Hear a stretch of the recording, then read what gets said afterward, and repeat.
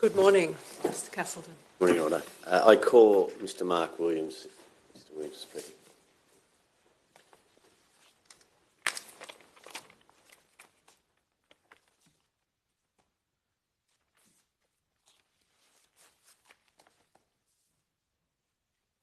Please.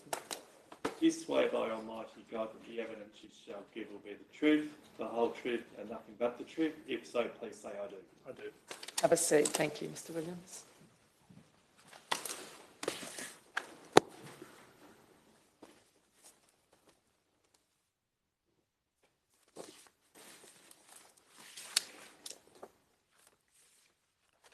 Would you please say your full name? Mark Richard Williams. And are you a District Manager employed by the New South Wales Rural Fire Service? I am. And have you provided a statement in relation to Her Honour's inquiry into the 2019-2020 bushfire season? I have. And is that statement dated the 11th of September this year? That's correct. Mr Williams, do you have a copy of that statement with you? Do you hold the rank of Superintendent? And how long have you held that rank for within the New South Wales Rural Fire Service? Exact dates escape me, in the vicinity of 20-odd years. You set out in your statement your experience in relation to the management of bushfires in Australia. I just wanted to ask you if you could elaborate, please, on your experience as an incident controller throughout your lengthy experience and career with the New South Wales Rural Fire Service. Yes, certainly. So as part of the engagement with the service as a salaried officer, from basic fires as incident controller through to what we call major incident conditions. I've been an incident controller for a number of those over the years, including significant fires in 2001, Blue Mountains, through to and including the Tarthra incident in 2018, and then the significant season in 1920, as well as numerous others locally within the Shoalhaven and other areas around the state as required. And presently you are the District Manager for the Shoalhaven District. That's correct. And how long have you held that role for, Mr Williams? Since 2012. Now coming, if I may, to the 2019-2020 bushfire season, were you appointed as the Incident Controller for the Armidale Glen Innes Fire Control Centre pursuant to a Section 44 declaration? So I think the question was I the incident controller? That's correct, yes. And what was the period of time that you were appointed as the Incident Controller? For the entire duration of that Section 44 declaration, I believe was in the vicinity of 133 days, and 75, the initial 75-day period was under my tenure as the Incident Controller. And were you the Incident Controller in respect of the Kangawala fire that commenced on or about the 26th of October 2019? I was. And were you the Incident Controller between the 26th of October to the 9th of November, or was there a period of time where you had some time off? There's a number of days in between where we roster people on and off for fatigue management issues, and there was a number of days there, 5-day stints where I was not actually physically present. However, according to the documentation, I was still listed as the incident controller, but that would have been backfilled by one of the deputy incident controllers on those days. Thank you. Coming to that particular fire, was it contained by the 2nd of November 2019? That's my recollection, yes. And from that point on until some point on the 8th of November 2019, was it designated patrol status? It was. And what does that mean?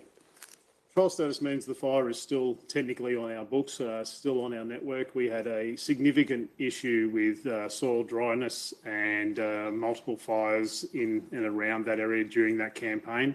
And as a result, because of the lack of fuel moisture and the ability for these fires to continue to give us grief through that, we were leaving our fires on what we call patrol status for a number of days, if not weeks, to ensure that there was no reignition and the fires were out before we actually declared them out.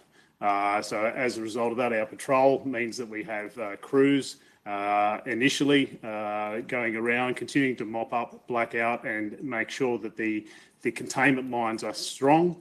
And then as the time elapses, those patrols will then go to visual patrols and dealing with known hotspots which may occur and may be picked up by such things as line scans or other visible options with smoke issuing from areas and the like. In that period, Mr Williams, between the 2nd of November to the 7th of November, were aerial assets being used to patrol that fire ground at Kangawala? That's correct. Sporadically, we had, as I said, a number of incidents around that declaration throughout that period.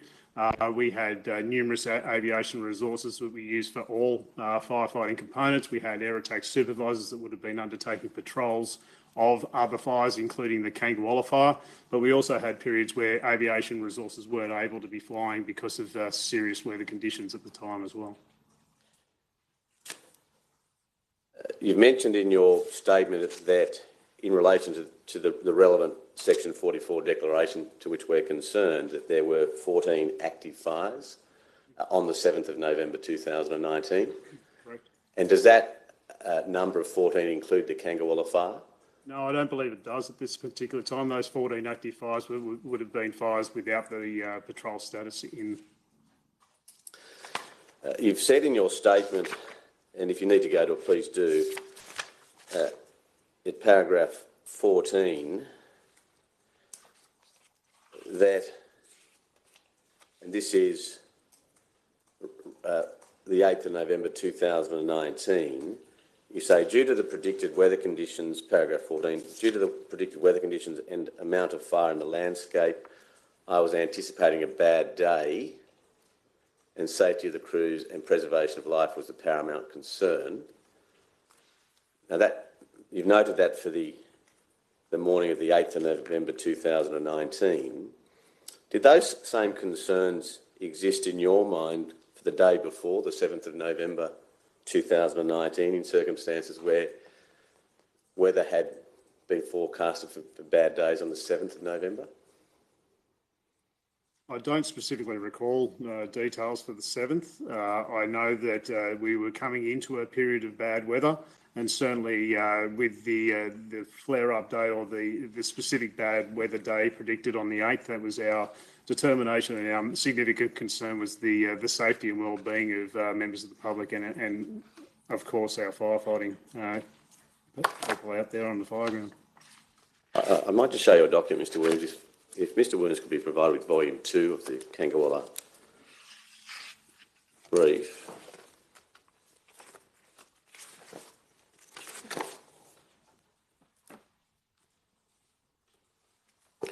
And if you could turn, please, to page 213.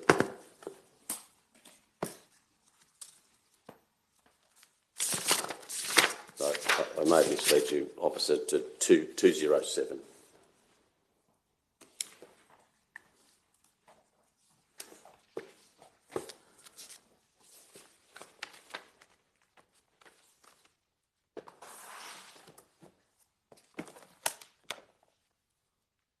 Page 207. Might be in volume 1, I think, of our version. Mine's in volume 2, unfortunately. Page 207. Safety briefing notes. Yes. Yeah, that's in volume. Thank you, Your Honour.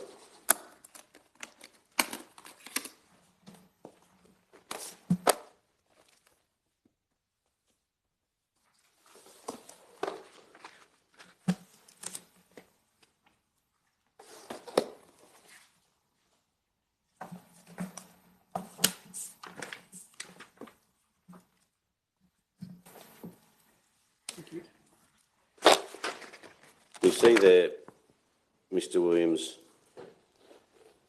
a safety briefing notes for Thursday, 7 November 2019. I do. And are they safety briefing notes issued by State Operations? That I am unsure of. I believe that was those briefing notes would have been compiled by the incident management team at Glenys and is approved by Paul Jones as the IC. And if you go to the day to the page before, you'll see an incident action plan. Yes. It nominates you as the incident controller for that period, 6 to 8 November 2019. Does that accord with your recollection? That's certainly what's stated there. I would suggest if I'm not on a particular shift there, that would just still be the case as I was the appointed incident controller for the event. And if you take it from me that the 7th of November was a Thursday, if you go into the narrative under the heading situation in the column background, just take a moment to read that, please, quietly to yourself.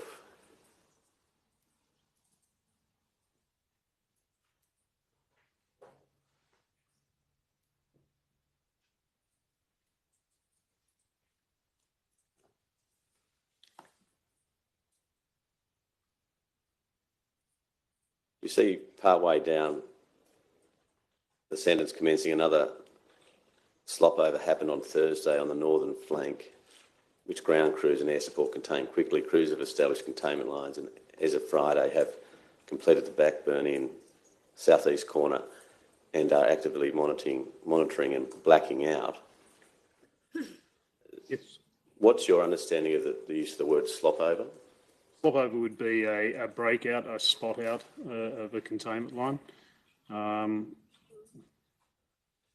Looking at that narrative, it's hard for me to say, but it may have actually been from the week earlier and hadn't been completely updated for this period. I'm not sure that whilst it's for this, the IAP has been issued for this period, it's stating that a slop over occurred on the Thursday, which means that this was the Thursday earlier. Certainly, as at that time, does that rather suggest that there was active fire on that? Back in that period, yes, I'd suggest so. And then if you go to the next page, which was the safety briefing note at page 207, do I understand your evidence correctly that this is a document prepared by someone within the incident management team within the Glen Innes Fire Control Centre? That's correct.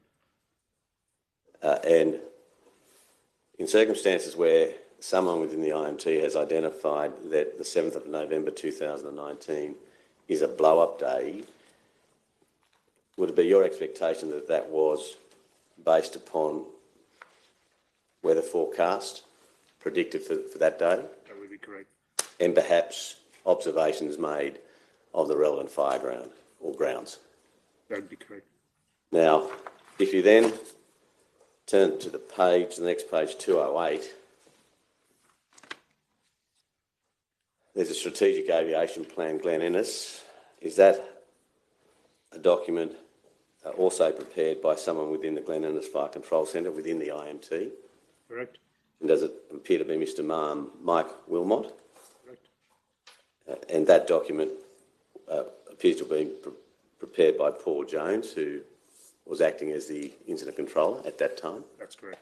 And that was approved the day before prepared on the 6th of November 2019 for the following day, the 7th of November 2019. You see there that at that point in time it was considered that the 7th of November 2019 was to be an extreme day of fire danger. Yes. And then for completeness, to the next page, please, Mr. Williams, at page 209. Do you see the incident weather forecast for the Glen Innes Eastern Complex? And please take a moment to look at the forecast for the 7th of November.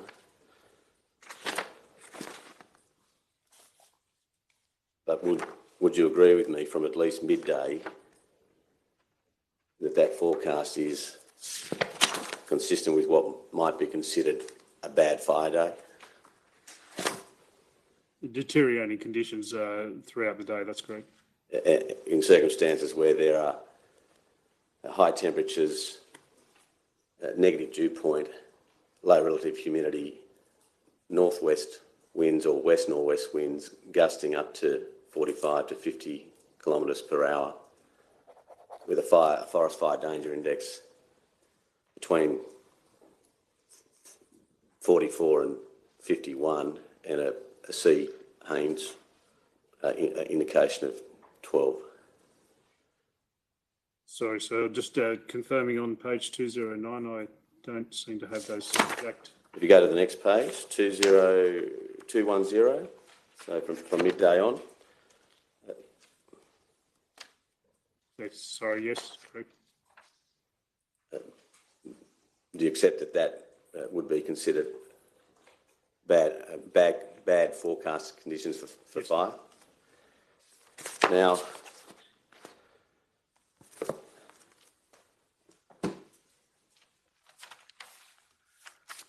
in circumstances where, as at the 7th of November 2019, there's an indication within the IMT that the 7th of November could be a blow-up day.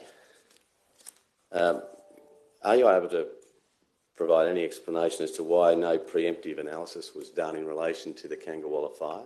That is a fire prediction map for Kangawala on the 7th of November 2019. My understanding was that we had a preemptive or an analysis done at the last time that fire was active, and it was done on a breakout situation if it occurred on that particular day.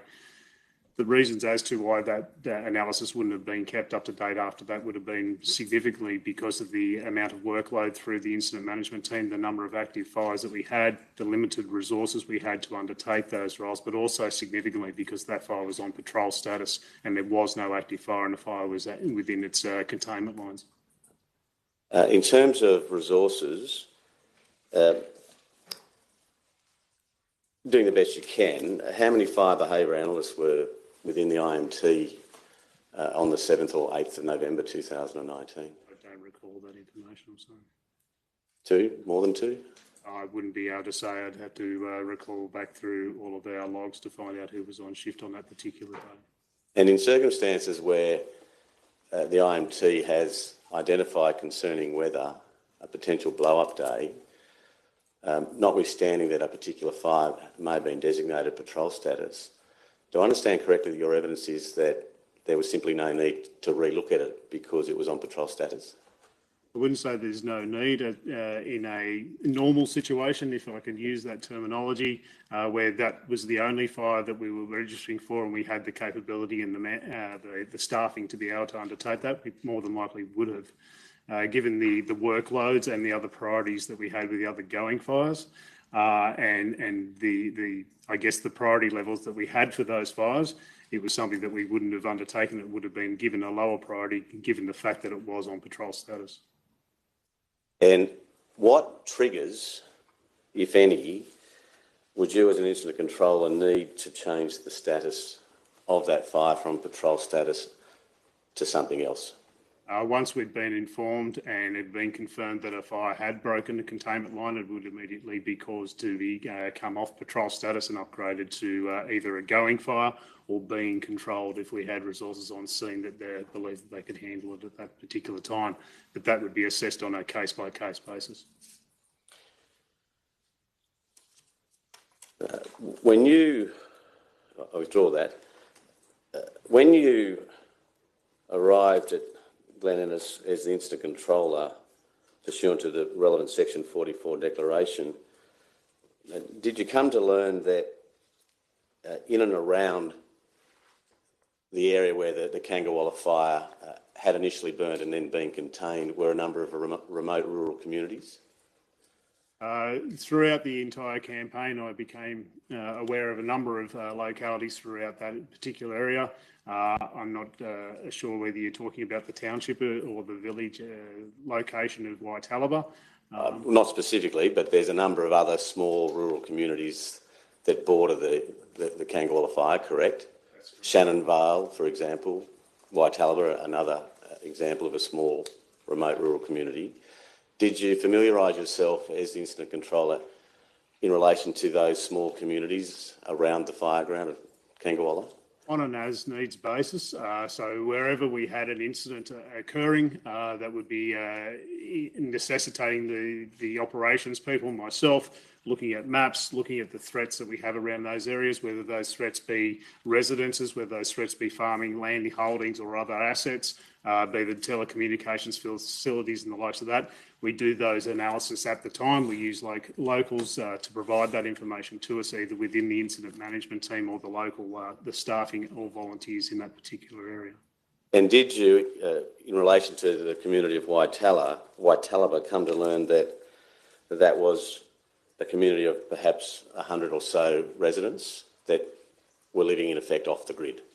I had before the Kangawala fire broke out on the 8th, I had an existing knowledge of Waitalaba from an earlier incident within the campaign, which skirted Waitalaba itself for a number of days, and learnt a fair bit about the locality itself from the local residents, the local brigade members, local staff, as well as the local mayor as well, in conversations I had with them. Is that in relation to the Kingsgate fire that burnt throughout September of 2019? I'll stand corrected on the name, but I believe that's correct, yes. And did you, through your interactions with those persons you've just identified in relation to that earlier fire in September of 2019, come to learn that there may be communications limitations or difficulties in relation to the people who reside in and around the Waitalaba property? It was certainly made aware to me that was the potential. There was a broad cross-section of community members in and around that locality. We had localities and residences that were capable of withstanding a standard type fire situation and well prepared, ranging through to other areas which may have been an existing old shed where people were residing in the likes of that and not as well prepared. So we knew that there was a very large cross-section of individuals down there. We knew the difference in preparedness levels in that area, and we also knew that there was a significant areas of black spots or people without different forms of communication and relying on different forms of communication, be electronic media, mobile phones and the like. In circumstances where there's knowledge of potential communications limitations, would you agree with me that in planning public communications and warnings, that one perhaps cannot fall back solely on telecommunication-based notification? Absolutely. And that one may need to consider such matters as community newsletters, the use of radio, be it the ABC or some other local station, and perhaps also door knocking. Absolutely. And do you agree with me that in circumstances where you may need to implement those types of communication notification strategies, that one needs time to prepare those? That's correct. And we employed a great range of those varying options. We undertook door knocking. We used other emergency services to undertake some of those at different varying times throughout the entire campaign in that location. We included, public liaison officers, rural liaison officers attending out to the firegrounds, advising and liaising with the local landholders about not only the potential for threats into their local area, but also gathering their concerns or their issues that they saw as a major asset within their area that they preferred to have protected, if at all possible, or what they could do. So engaging with the local communities. But yes, it does take significant time and resource to be able to do that. Based on your many years of experience, Mr. Williams, to run an effective community newsletter campaign to warn particular residents of impending fire danger, how much time on average would one need for that to be an effective strategy? The more time we have, the better that communication can be. We are able to do very quick, actions out there, be them from the emergency alert type status through to things like social media posts. We can get out fairly quickly. We can get residents, we can get firefighters out on the ground, so we can get other emergency services doing door knocking. But for a newsletter type campaign, that obviously takes a fair bit of work within the incident management team or a locality to be able to type that stuff up and then promulgate it and get it out and distribute it. So it takes a significant amount more time to do that. Are we talking a 24-hour period or a 48-hour period? What sort of time frame? I'd suggest a 24-hour period would be reasonable. And in relation to implementing a door-knocking strategy, much the same time or something less? Again, depending on the priorities and other competing issues around, certainly we'd be able to get and the availability of getting people to a locality to undertake that. We can use other emergency services and get them out there within a matter of hours. And going back to that period of time, 7-8 November 2019, we've heard some evidence from Ms Burford, who was the Public Liaison Officer for the relevant period in the ICC at Glen Innes. Were there any media embedded within the IMT at that time? External to the Yes.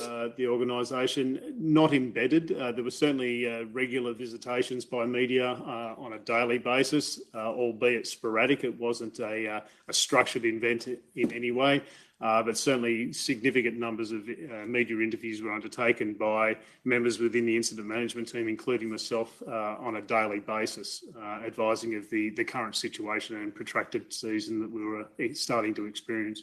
And at that time, and I'm conscious that there's a New South Wales Rural Fire Service protocol or guideline in relation to engaging with the media, what was the process that one needed to follow if someone such as you, an incident controller, wished to utilise the media, and let's name the ABC, to put out a broadcast, in effect, warning of impending fire danger?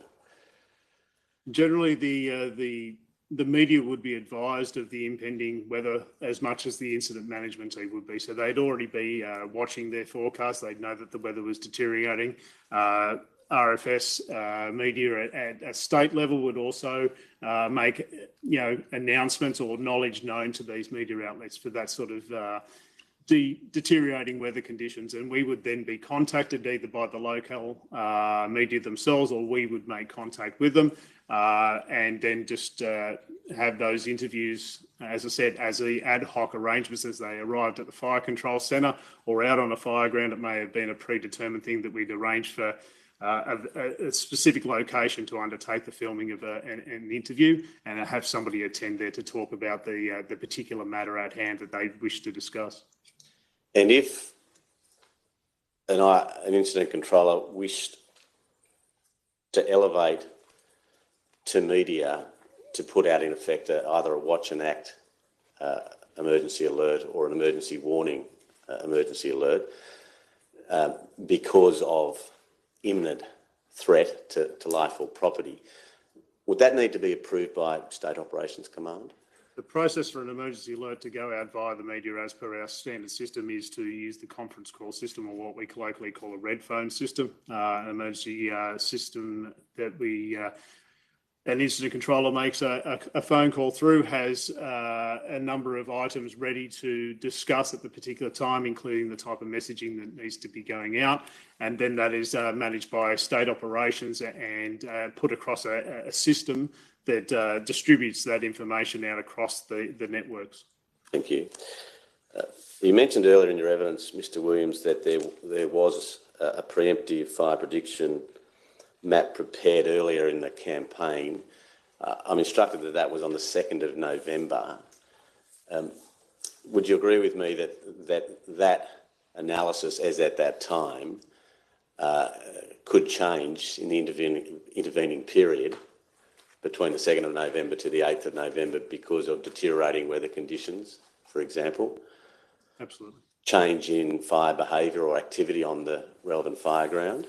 That's correct. It is also variable as to if a fire does break out. That prediction was based on, as you corrected me, the 2nd, not the 3rd. And it was based on the weather conditions that were forecast leading up to, I believe, the 9th for that period. So if the weather forecast changes for that period, then, of course, that prediction would also need to change.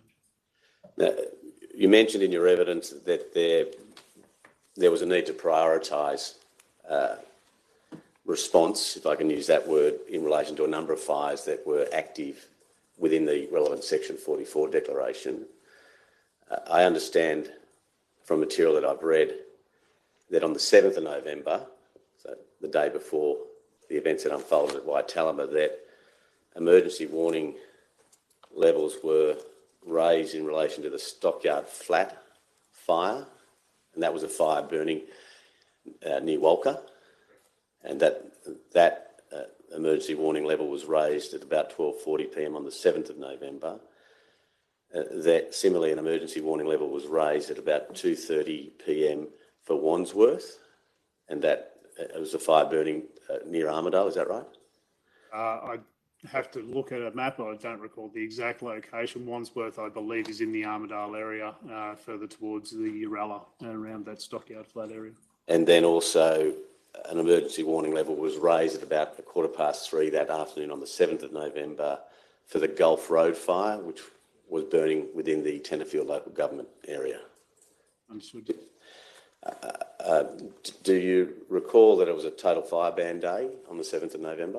I don't specifically recall that. If you assume that it was, and if you assume that there's been emergency warning levels raised for 3 fires burning in that general area in the New England or Northern Slopes region of New South Wales, and given that the IMT had identified a potential blow-up day, was there a reason why you didn't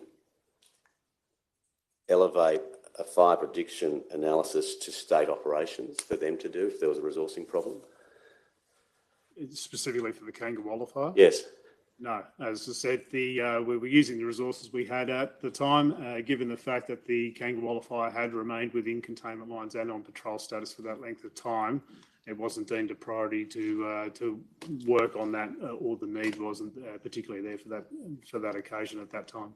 And do I understand your earlier evidence that for that to be prioritised, that predictive, preemptive analysis, that you would need intel that the fire had, that is the Kangawala fire, was in some way showing activity beyond a patrol status? That would be to change the alert level, that's correct. When you say alert level, I'm not necessarily talking about alert level, I'm talking about a trigger within the IMT to ask itself whether if this fire was to reignite,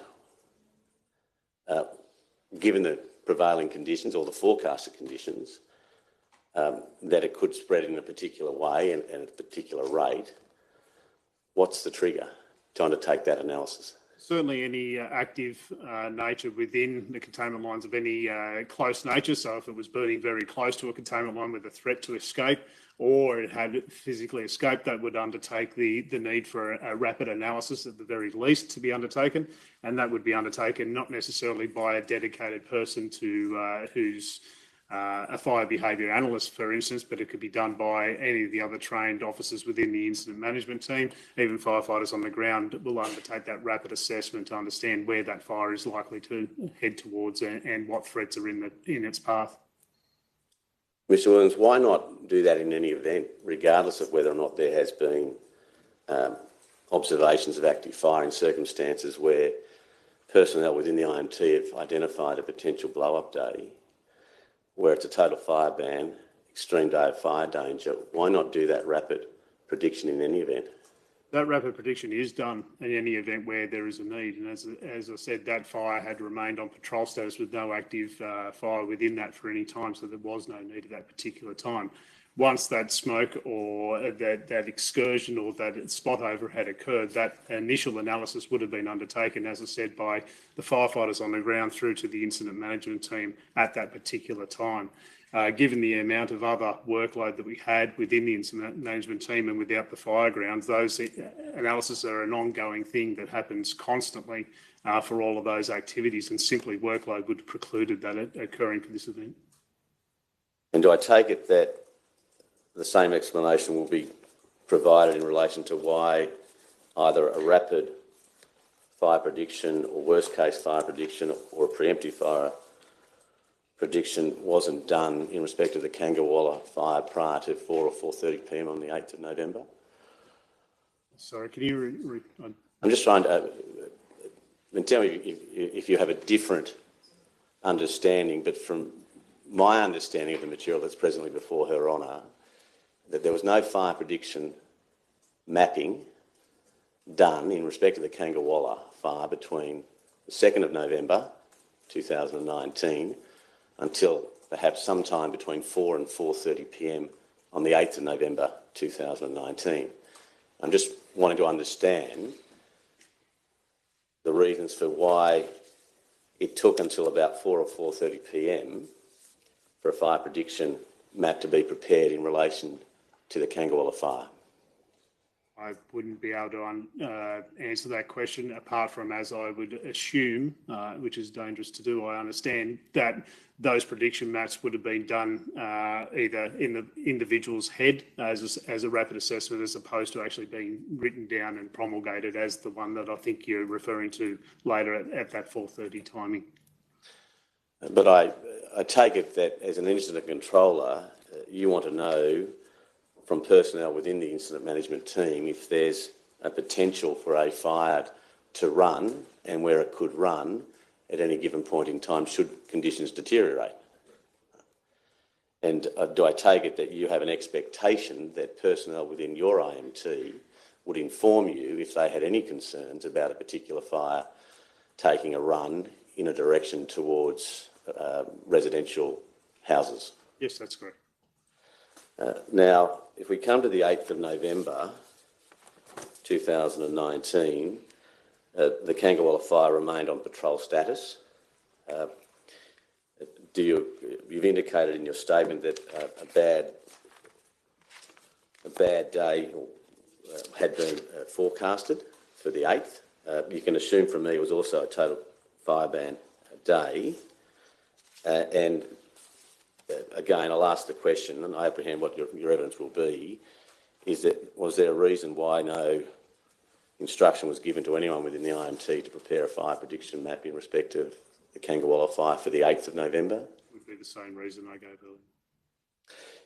If resources were a problem in relation to the delegation of specific tasks, such as delegating to a fire behaviour analyst to undertake a fire prediction map, could you escalate that to state operations for them to do? We could certainly request that, as their capability would also be varied depending on their priority levels. There's no guarantee that that would be accepted at the time, pending also the priority level from our aspect as well and the need. Thank you.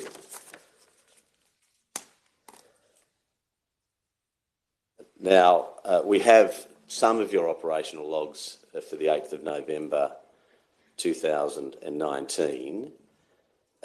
There are a number of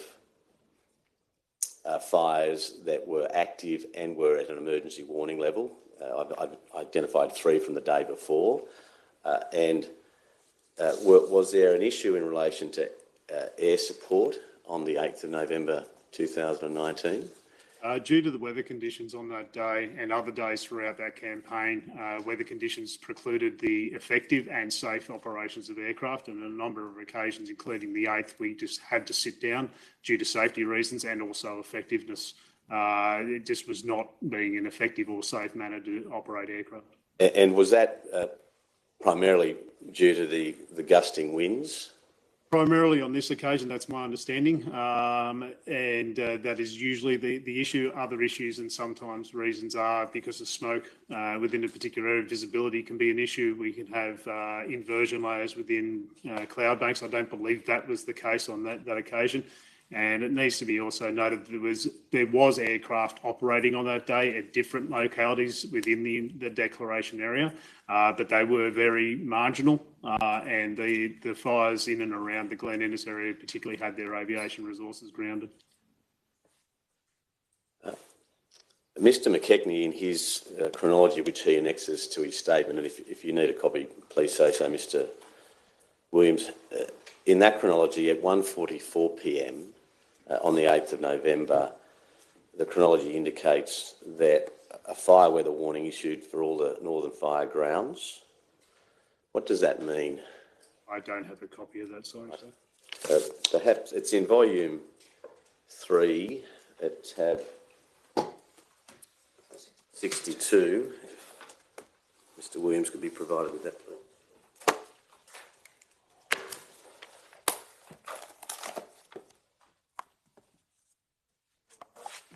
Yeah, I'll give you the, I'll turn up the page. 767. No, please. Got it. Kangawala. Oh, that's right. Tab 62, please, officer. It's towards the back of the document. Relevant pages, page 7 to 25.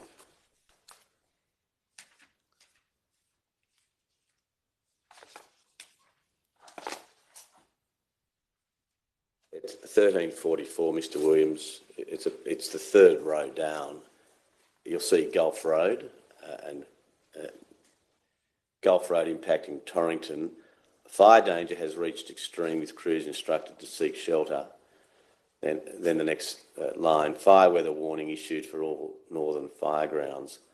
What's a fire weather warning to your understanding? Sorry, sir, I'm just not sure whether I'm on the same page as you.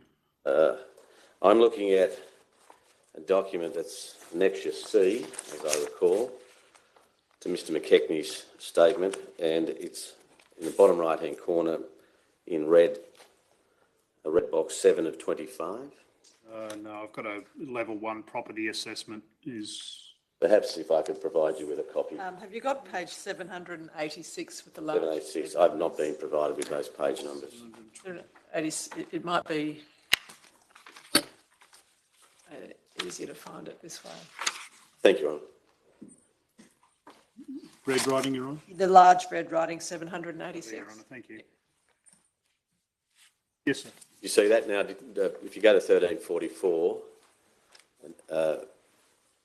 and the last sentence, fire weather warning issued for all northern fire grounds. Do you see that? That's correct.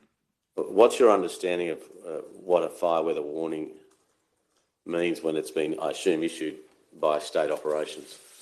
Meaning that the fire behaviour and the fire conditions have deteriorated to a point where all crews needed to be advised of that, and the safety is paramount, and to be acutely aware of the deteriorating conditions.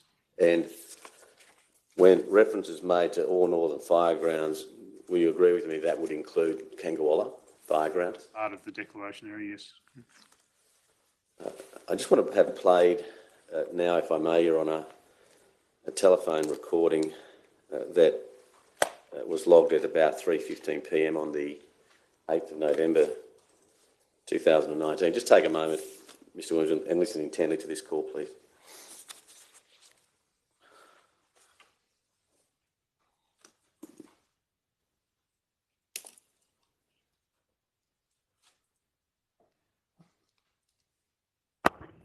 Rural Fire Service. Yeah, g'day, it's Grant Donnelly at Bald Knob. Just wondering if I talk to whoever's looking after the Kangawala fire. Kangawala Fire, okay. It's broken out again on us. Okay. I don't know whether word's got through yet, but yeah, someone who's... No, I haven't heard Kangawala being mentioned yet. Yeah, well, I'm just writing down what you're saying, and Yep. I'll get on to whoever. So it's Yep. broken out. yeah, it's heading... Kangawala. It's more than likely in the Man River Nature Reserve by now. Possibly in, what was the name? Man River Nature Reserve. Man River Nature Reserve. And heading towards the Old Grafton Road. Heading to Old Grafton Road. Yeah, now our brigade is there trying to block it from burning more of the open country, but that's all they can do at the moment. Which brigade are you, Grant? Sorry. Bald Knob? Bald Knob. Yep. You're on scene, are you? I'm not, but my No, I meant brigade. Bald Knob. Yeah. Bald Knob on scene. Direct attacking. No, not direct attacking. They're just working with a dozer, trying to limit it to the south of the. Trying to create a break to limit it to the south. Basically, push it into the nature reserve. That's all they can do. with dozer in open area Yep. to Yeah. the south, Trying to put a break east-west along that, yeah.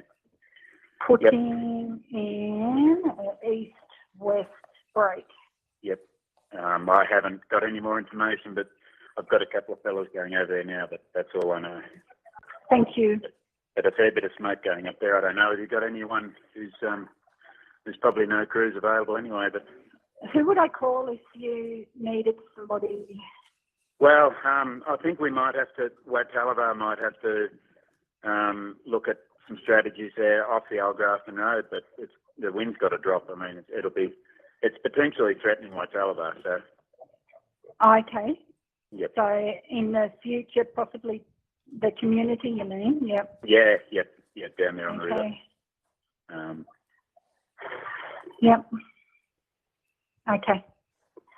All right, I'll I don't get know on it. who you've got there, but you should be able to get me on the mobile.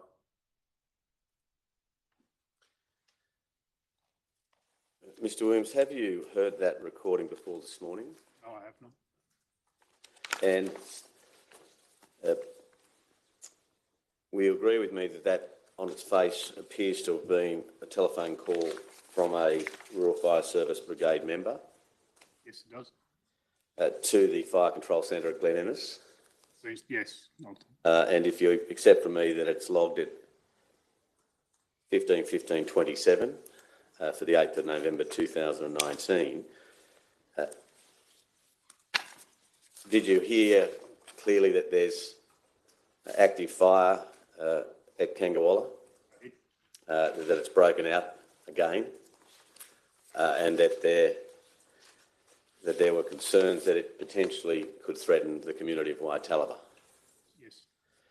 As the incident controller on the 8th of November 2019, what was your expectation in relation to what would happen to that intelligence that had been received by the Fire Control Centre at 3:15 p.m?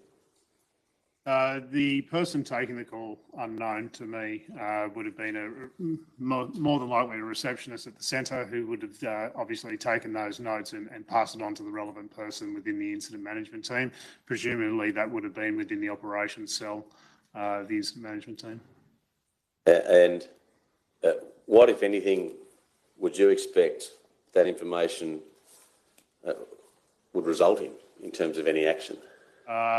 Additional follow-up by the incident management team out to that to call back that informant to obtain further information and provide additional resources if they are available out to that location based on further information that was obtained.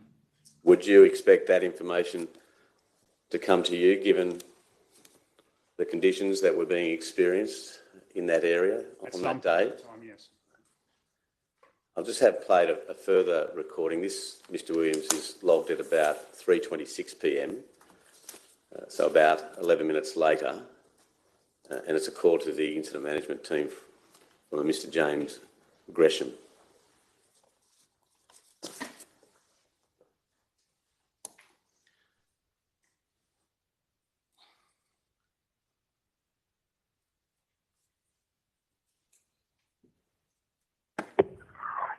Scott speaking. G'day, Scott. How's it going? James Gresham here. Good, mate, good. Yeah, you keeping me busy? Yeah.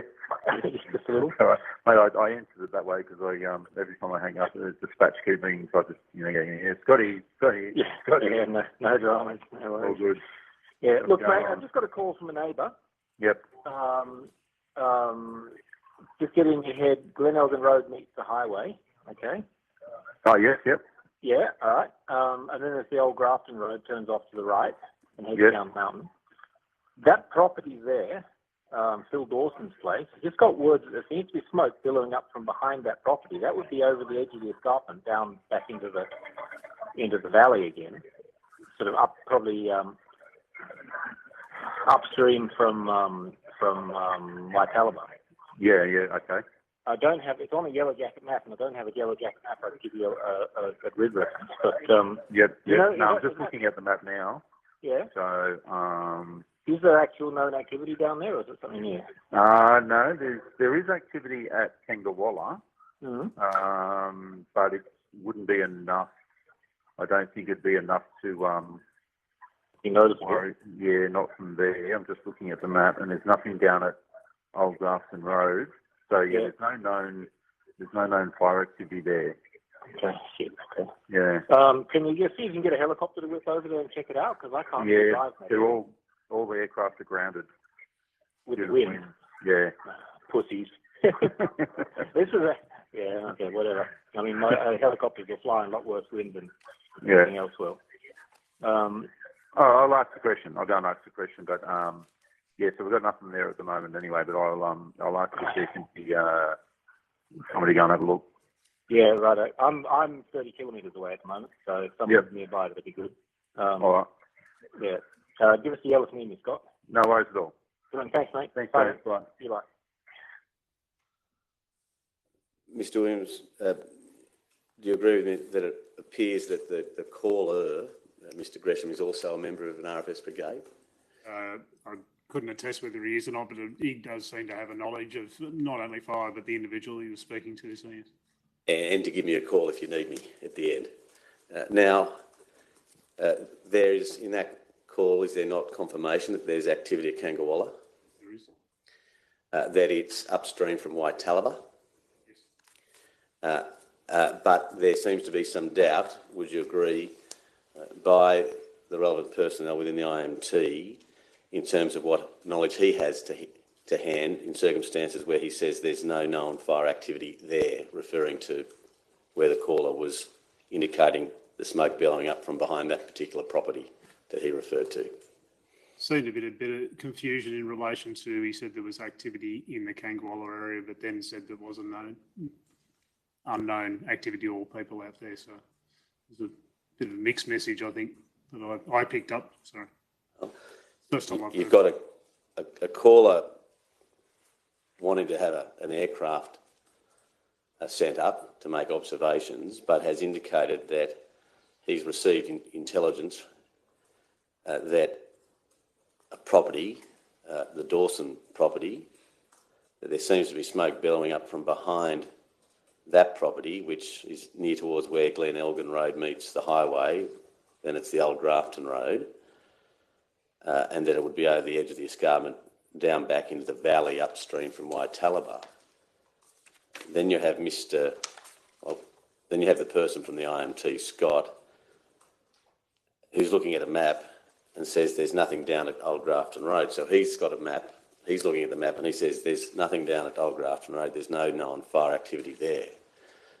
Now, do you agree with me that there's a disconnect between what the caller has been told to what Scott in the IMT has before him, and that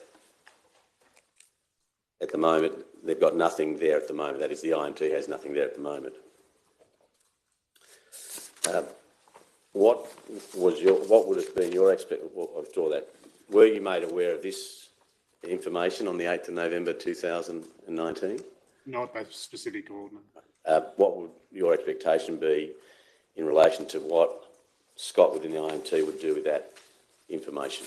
Depending on his position within the IMT at that particular time, I'd expect him to either action directly if he was responsible for that, or pass it on to the responsible person to action.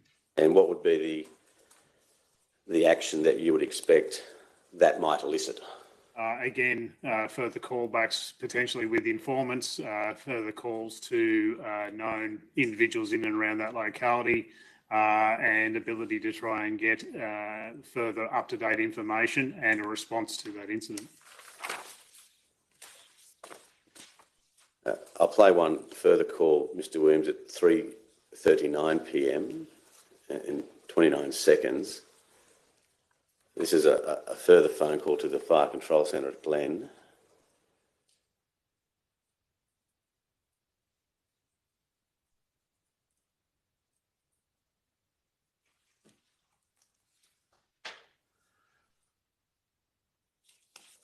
It's in the main.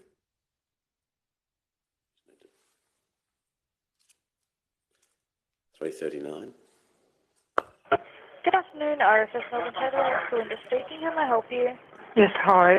A new fire on Tommy's Rock Trail, which comes off the main road there, Grafton Road. Apparently, it's halfway up to Tommy's Rock Lookout. It's in the Man River Nature Reserve.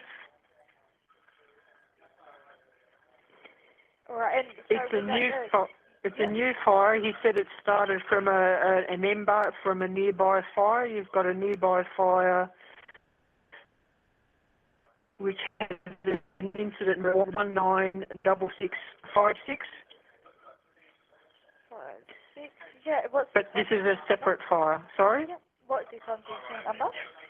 The incident number? Yeah. 197319. 9. Is there a callback number on that one as well? I'll just play over the phone number, Your Honour. Thank you. All right, and what road is it off? It's on Tommy's Rock Trail, which comes off the old Grafton Road, and it's halfway up to the lookout, Tommy's Rock Lookout. Okay. All right, no problem. I will put that through now. Okay then, thank you. Thank you. Bye. Do you know where Tommy's Rock is? Not offhand, sorry, sir.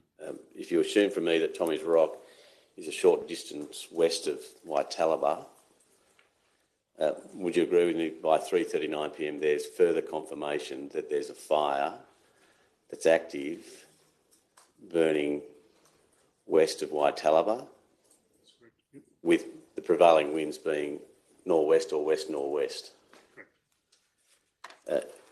Would you agree with me by at least that time at the latest that should have been a trigger for there to be some fire prediction modelling undertaken?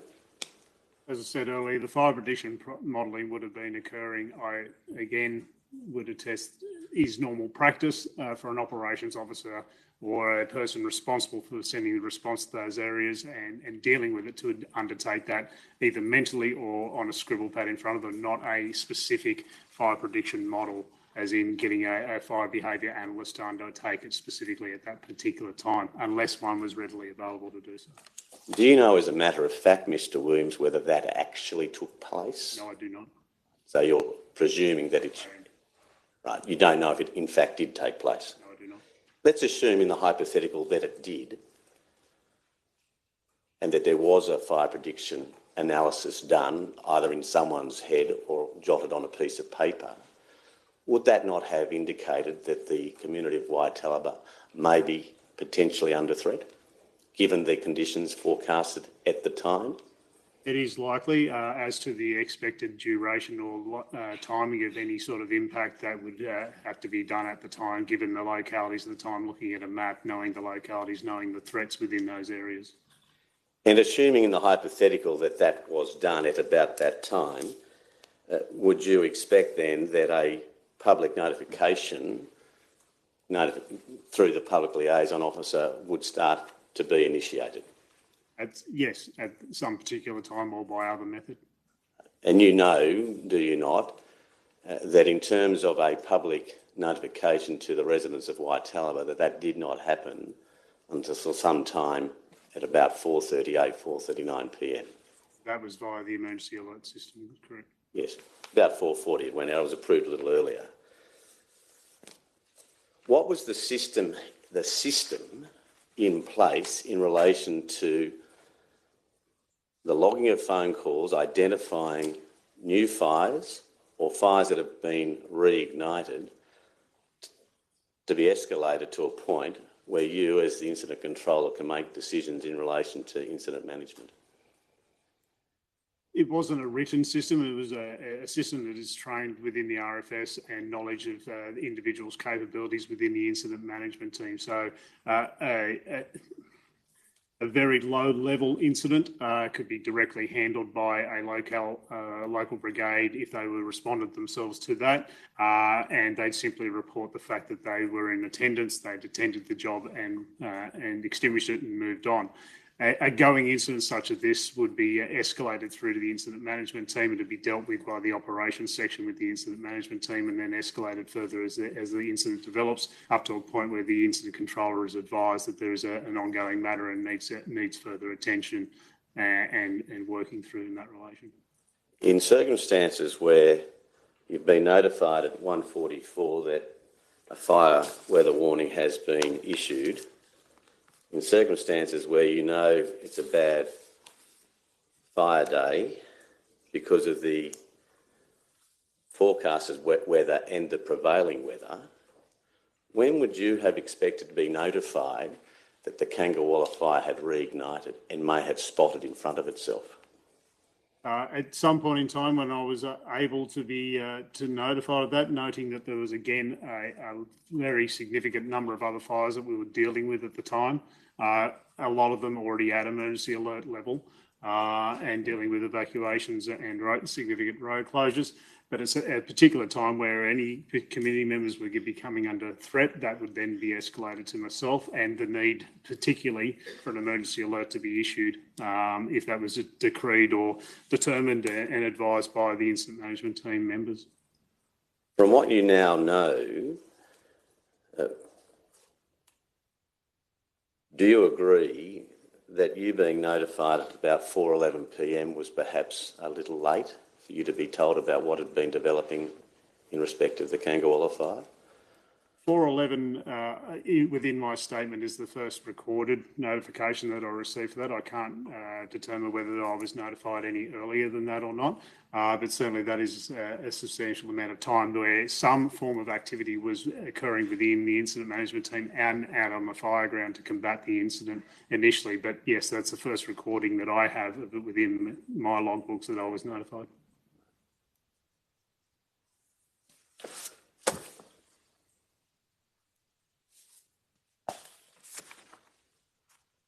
At about 3:50 p.m, Ms Burford, who's the public liaison officer within the IMT, started to prepare an emergency alert, that polygon and wording, if you assume that please, and started to consult with State Operations Public Liaison Officer. What time was that, sorry, sir? About 3:50 p.m. I just want to play now a further call that's been logged at 3:53 p.m.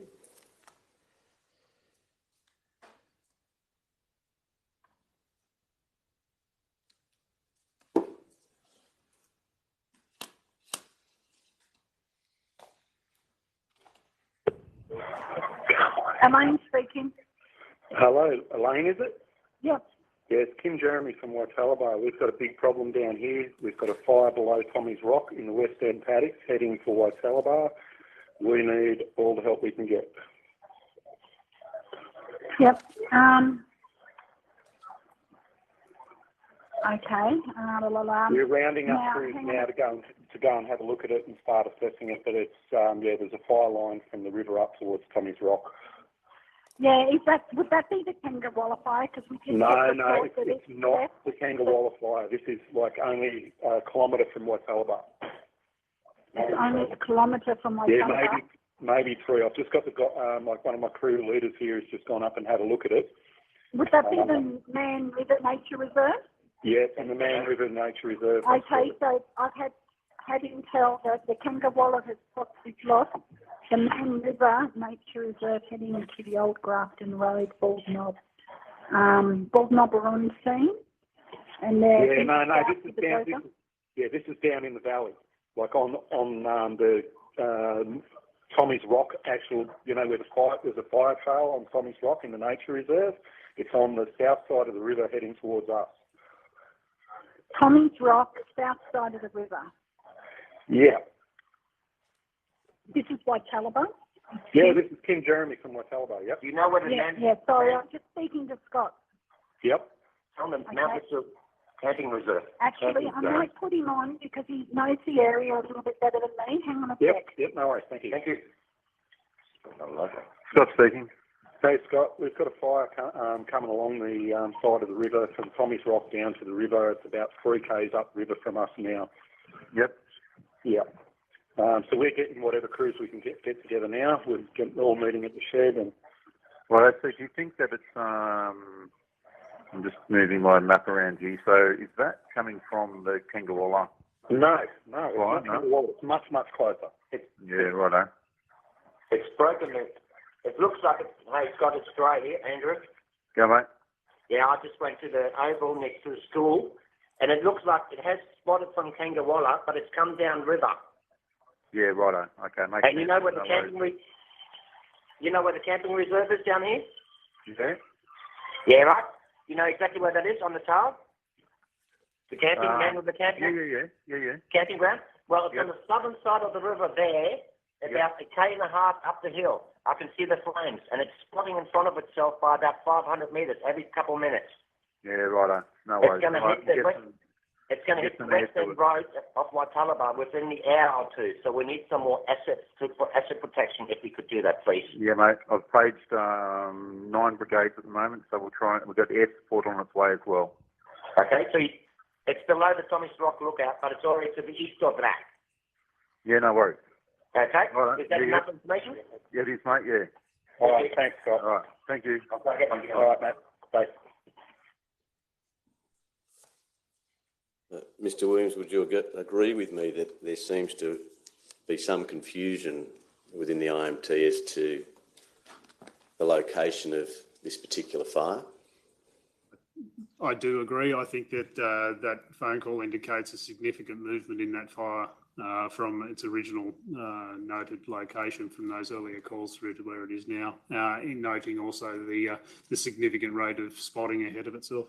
I'll come to that shortly, but based on that call, does it appear to you at least that operations had not yet mapped the earlier calls indicating that there had been a fire that could have been threatening Waitalaba? That's 3:15 p.m. I can't attest it in relation to a map per se. They may have undertaken a mapping of the earlier calls as to the location of where those earlier callers had noted where that fire was, but I do not recall that. Right. And in relation to the observations from what appears to be a brigade member, that it's spotting in front of itself by 500 metres every couple of minutes, that's concerning fire behaviour, is it not? Significant, yes. And would you have expected that to be brought to your attention? That type of fire behaviour was probably expected given those weather conditions at that time, as in whilst it's very significant and not normal per se, it became normal during those events given the soil dryness that we're expecting in around that area. So yes, it is significant, and yes, I would assume that would be promoted through to it getting very close to Waitalaba. And I was going to come to that, particularly in circumstances where a brigade member has called it in, expressing a concern that it may hit the western part of Waitalaba within the hour or two. That's correct. Now, in circumstances where there's a fire that seems to be spotting a significant distance in front of itself at short intervals, heading towards a remote rural community where people have chosen to live off the grid, if I can use that terminology, in terms of a warning system, would you have had enough time at that point in time, about 4 p.m, to undertake a community newsletter? No. To undertake a door knock? Not without using local resources within Waitalaba itself, if they were available. And in terms of a radio campaign, would there have been enough time to initiate that at about 4 p.m. that afternoon? Unlikely. Will you agree with me that in circumstances where you have a remote rural community where there are communications limitations and difficulties, that fire prediction takes on more significance? Yes. Because if there is early fire prediction analysis, that is the preemptive analysis, that may give an IMT sufficient time to warn those residents who live in an area where there are difficulties or limitations. It would be an additional tool, that's correct.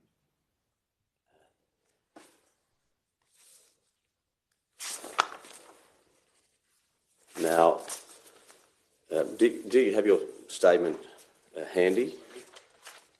I just wanted to take you into your operational log, if that's convenient. Page 617 I've only got my copy. Would you be able to tell me the top right-hand sheet 015 is the sheet. Yes. Now,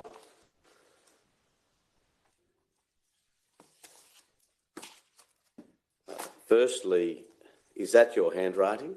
No, it's not. Thank you. Did you have a scribe throughout the course of I did, yes. the afternoon?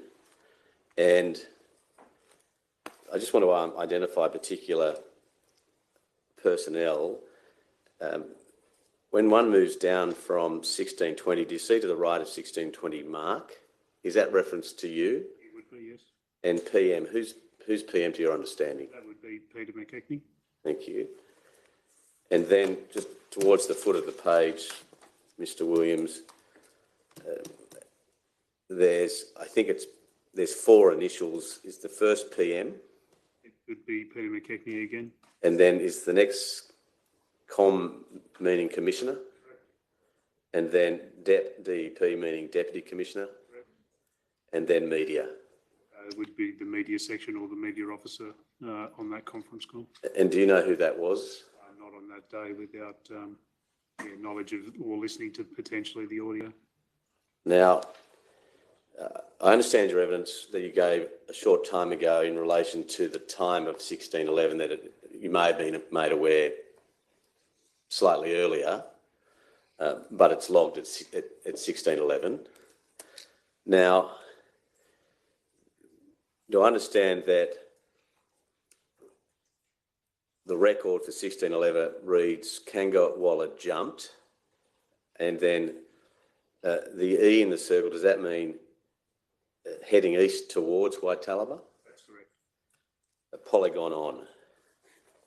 And I would assume that polygon means it's on the system. The polygon has been drawn and is on the system ready to be used. And when you refer to the system, are you referring to icon? I would assume so, yes. If it was done by hand, what was the system? Depending on the level of activity within at the time, sometimes if it was done by hand, it could be photocopied and emailed and uploaded that way, or at times it may have actually just been sent by a text message as a screenshot of a photo. Now, a polygon is a geographical area which is to be targeted for a potential emergency alert. Is that correct? A campaign event. A campaign. Now, do you remember what you were told at about that time at 4:11 p.m? I don't have a direct recollection, but obviously I would recall that that fire had escaped and it was likely to impact along its route into Waitalaba. Okay. I might just have, it forms you on a part of the electronic brief. I don't have a document. It's actually an intel report. It's a new one that I haven't provided to my instructing solicitor. It's at line 285 at 4:13 p.m. It's tab 57. It's the intel log. It's a spreadsheet. Tab 48, I'm told you're on. But line 285, I'll bring it up on the screen, Mr. Williams. Her Honour's. My own here, sir.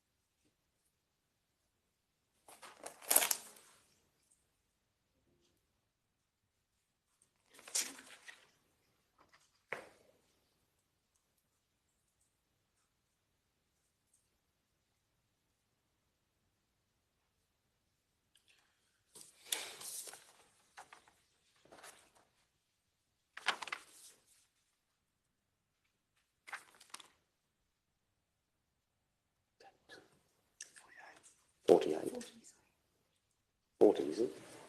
Tab 40. I apologise to everyone.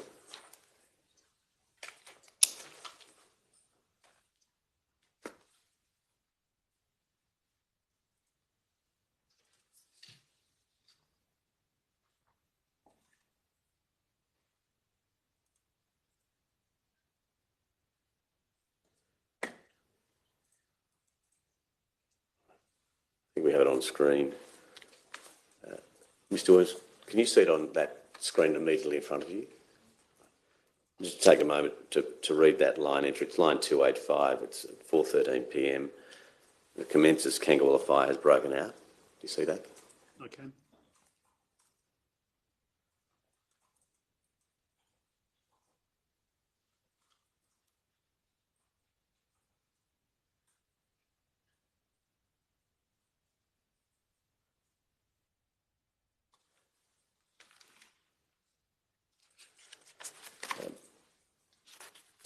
What I want to suggest to you, Mr. Williams, is that intelligence that's recorded in line 285 comes from a telephone call that was made by a RFS Brigade member, Mr. Grant Donnelly, of the Board Knob Brigade at 3:15 p.m. I'm having difficulty with names and times. If that's the phone. The first phone call. The first phone call that I played this morning, where it's recorded by the Fire Control Centre that Mr. Donnelly informed them that it's broken out on us again, it's heading east, and that it's potentially threatening Waitalaba. Does that orientate yourself to that earlier call? If you assume that I'm right, should it have taken about an hour for that to be logged in? In hindsight, no. However, saying that intel going onto the system doesn't mean that it hasn't been actioned up until that point in time. So, given the workload within the incident management team and the number of incidents they had, often they fell behind with the actual data entry of the intel into the system. However, as I said, it was known that the actions were undertaken prior to it. It's catching up on the paperwork potentially, as opposed to no action being undertaken. Well, and I stand to be corrected, but from my interrogation of the records, it seems that in terms of recorded action, if I can use that neutral term, that seemed to occur around about 3:50 p.m. when Ms. Burford started to initiate a polygon and wording. Within the incident management team, correct. I also noted that the call taker, Scott, had said that he'd responded numerous resources out as well. I'm unaware of what timings they were responded out to the incident. I'd like to suggest to you that reference by Scott was in reference to Kangawala, not the fire near Tommy's Rock Lookout. That's correct. Which is in a completely different area. Do you accept that? From where Board Knob was heading in relation to the Kangawala fire that had broken out? Sorry, I might be mistaken. So Scott had mentioned in that call that he had already responded 9 brigades at the time of that call coming in.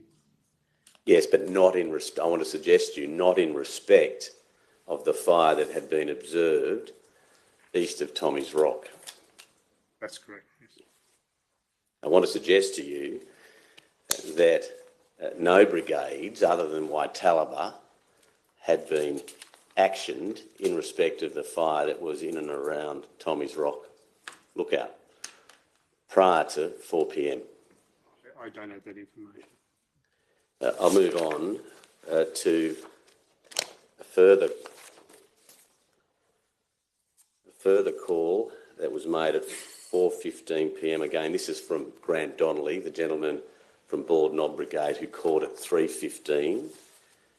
He calls again at 4:15.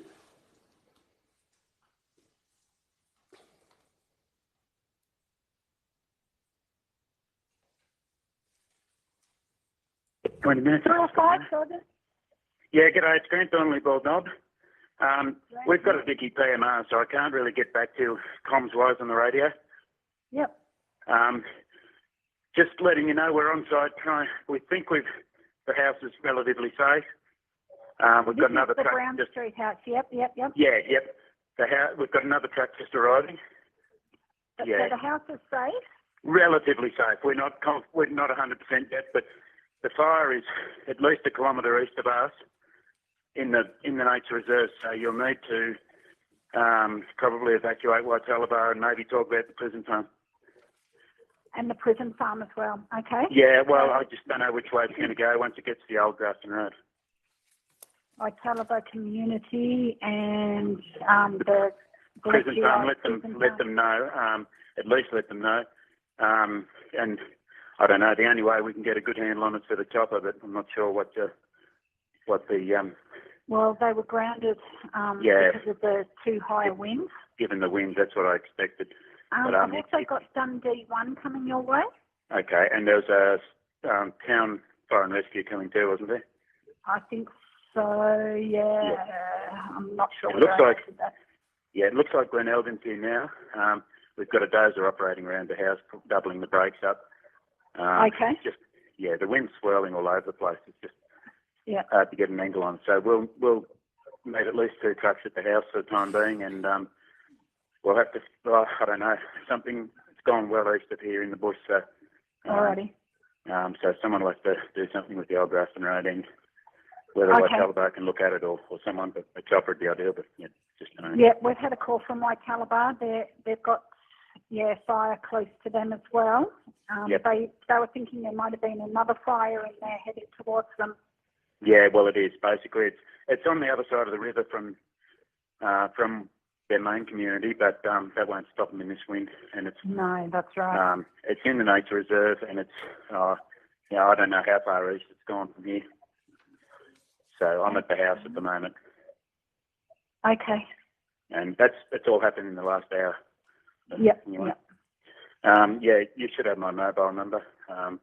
Or you could probably talk to Glenn. Did you give that to me last time? I did, yep. Oh, yes, you did, yes, I have. Yeah, it comes and goes in service here, but otherwise Glen Elgin 7 would have a better PMR, so you might have to go through them. I don't know if calling in. Yep. They've just arrived on scene, so yeah. Oh, excellent. Alrighty. Okay, we'll just hang around the house for the moment, and it's just spotting all over the place. It's fairly short, but just don't know what's going to happen here. So. Okay. Okay, leave you with it. Thank you. Okay, bye. Mr. Williams, did you hear in that recording that Mr. Donnelly, who's from the Bald Knob Brigade, expressed concerns that the fire, which was at least 1 kilometre east of his position, was in the nature reserve, that's the Man Nature Reserve, and that he expressed his concerns in these terms: you'll need to probably evacuate Waitala. Now, were you made aware of that call? No, I was not. Again, would you expect that would have been brought to your attention as the incident controller within the INT at Glen Innes on that day? At that level, it was something that I would normally be aware of, yes. And do you know today why it is you may not have been made aware of that significant call?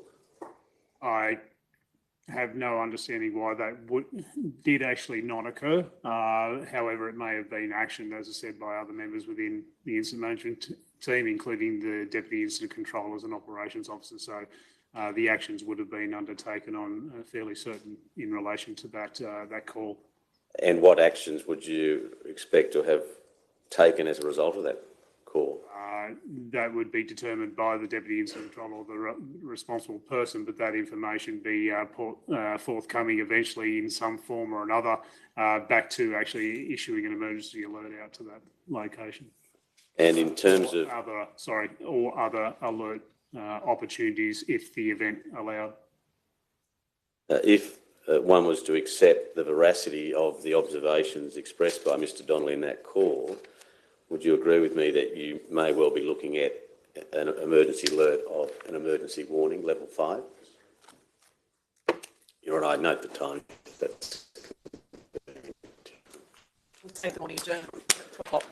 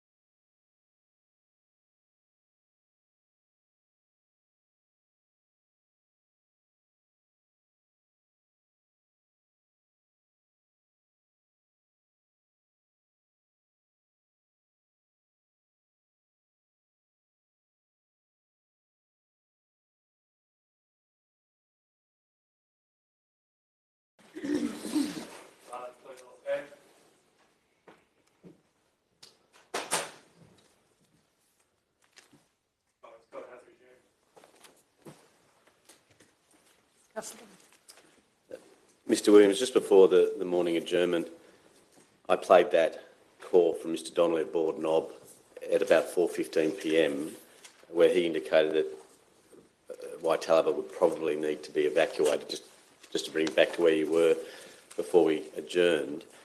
Would you agree with me that at about that time, at 4:15 on the 8th of November 2019, that there appears to be a disconnect between what was happening on the fire ground and what was occurring inside the IMT? There's certainly, with any incident, there's a time lag in between what occurs out on the fire ground and what actually gets logged and actioned within an incident management team, and that's natural. Given the level of activity that we had around the Section 44 declaration with those 14 other incidents, a lot of which were at emergency alert, there's obviously an additional delay that can be expected, I guess, as much as unwanted, that occurs as a result of that. But I wouldn't call it a disconnect. I'd just say it would probably be a delay in that information being registered, and actually, for instance, that spreadsheet you showed me, the time of that data entry occurring as opposed to the time of the call coming in and potentially being actioned in other ways. From a systems perspective, based on your many years of experience inside the New South Wales Rural Fire Service, and in particular as a person who's held positions within incident management teams over a long period of time, what, if anything, can be done to address that delay so that one can have as close as possible real-time recording and actioning? I think a lot has been done over the years. We have progressed significantly over the years that I've been within the organisation and experienced that personally. Newer systems, as they are developed, we'll pick them up and work with them. Having the ready access to live systems, such as collector out on the fire ground for intelligence reports to be put in place, are all great systems to use. We have to watch that we don't overly rely on some of those things, because technology, unfortunately, can fail us at particular points in time. And noting again with such things as emergency alerts going out to off-grid type communities is not the one thing that we can rely on. We have to look at other opportunities. But certainly in relation to ongoing progression, I believe that the Rural Fire Service is actively engaged in taking on new technologies wherever possible, and new systems and central management of those systems to enable fire control centres to be developed, and to have the technologies within those fire control centres to be able to readily access and readily view that information as it's coming in and being input into the system. Do you have your operational log for the 8th of November to hand, Mr. Williams? I just wanted to go back into that. It was page 617 or sheet 015 to the entry at 1620. Am I correct in understanding that you had a telephone call with Peter McKechnie at about that time? That's correct. And the first entry commencing polygon, could you just interpret what the next word means? Polygon what? Polygon for the community of Waitalaba at watch and act level in relation to the Kangawala fire. The fire is moving in an easterly direction towards Waitalaba. Crews are responding both locally as well as aviation, trying to lift, noting the fact that we had the issue with aviation being grounded because of the weather conditions. The polygon had been submitted at that point in time. I believe D means that it is polygon delta, as we name our polygons for ease of reference when we're talking over the phone systems. And alert-based that the potential that the fire will reach the prison farm. And was that to the north of Waitalaba? My vague recollection is it's to the northeast of Waitalaba. And then the next entry, PM, is your understanding that that's, again, Peter McKechnie? Correct. And has asked a question of you, is Waitalaba burnt? My understanding or recollection of that was that discussions about the fact that Waitalaba had been previously burnt around or through from that earlier incident within the declaration back in September. And then your response to that is, what, yes, to the south but not to the north? That's correct. And then there's an entry relating to the it appears Richmond Valley. That's correct. So in that phone conversation, there was a regular occurrence as need be, discussions between incident controllers and state operations in relation to the moving of aircraft and the need for aircraft at other incidents and the prioritisation of aircraft use. Now, just going back to the first entry at 1620 Polygon to the community of White Talaba, do I understand that that was to be an emergency alert for a watch and act? That's correct. And then Delta was the relevant polygon for that community, correct? And then I might just play now, if I may, Your Honour, a telephone call between Mr Williams and State Operations Command at 4:25 p.m.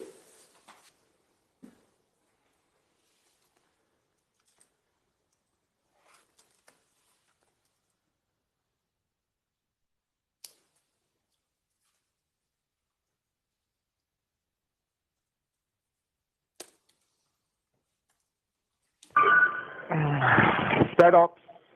Speaking. Hello, Kangawala. Correct. Can you go listen with Pete, sorry mate? Kangawala, and your message? Will be Ember attack, so and be aware. Okay, thanks. I'll just transfer you through. Thank you for calling the new... Okay, I have Mark Williams online for the Kangawala fire in Glen Innes. Go ahead, Mark, with the update.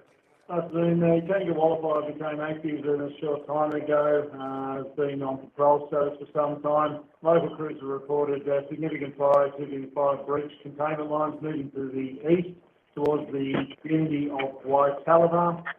That community has been protected previously by an earlier fire this declaration. However, there is now Ember impact into that community.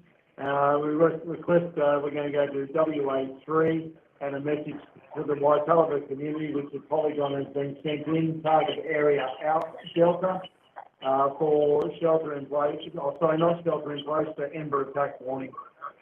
Okay, so I'm just having a look. We've got those polygons in icon. I've got Charlie and Bravo. No, it's a negative. It's a Delta, and it's the White Talaba community. It's been done by hand and sent in. Okay, we haven't got that in COP, so I'll have to get that uploaded. So I understand that. So it'll be Ember, prepare for Ember attack. Correct. That's in Intel, that document. Okay. I've got it now. Okay, media's got that. Resources on the ground, thanks. Local resources only, vicinity of flight appliances. All aircraft are currently grounded due to wind conditions. Understood. Okay, thank you. Commissioner, any questions? So we're leaving this one at watch and act, but just issuing the alert for Ember. For Ember attack, correct. Correct. Thank you. Okay, Deputy? Negative. Media. No, we're right. Okay, thanks, Mark. We'll grab that polygon. We'll give you a call once it's good to go. And just confirming you'll upgrade it to watch and act through. Correct, we will. Thank you. Thank you. Mr Williams, have you heard that recording before this morning? And can I ask you this, who was the Deputy Commissioner? Now Commissioner Rob Rogers. Thank you. And who was the media personnel that was also on that call? I'll stand corrected. I believe it was Ben Shepherd.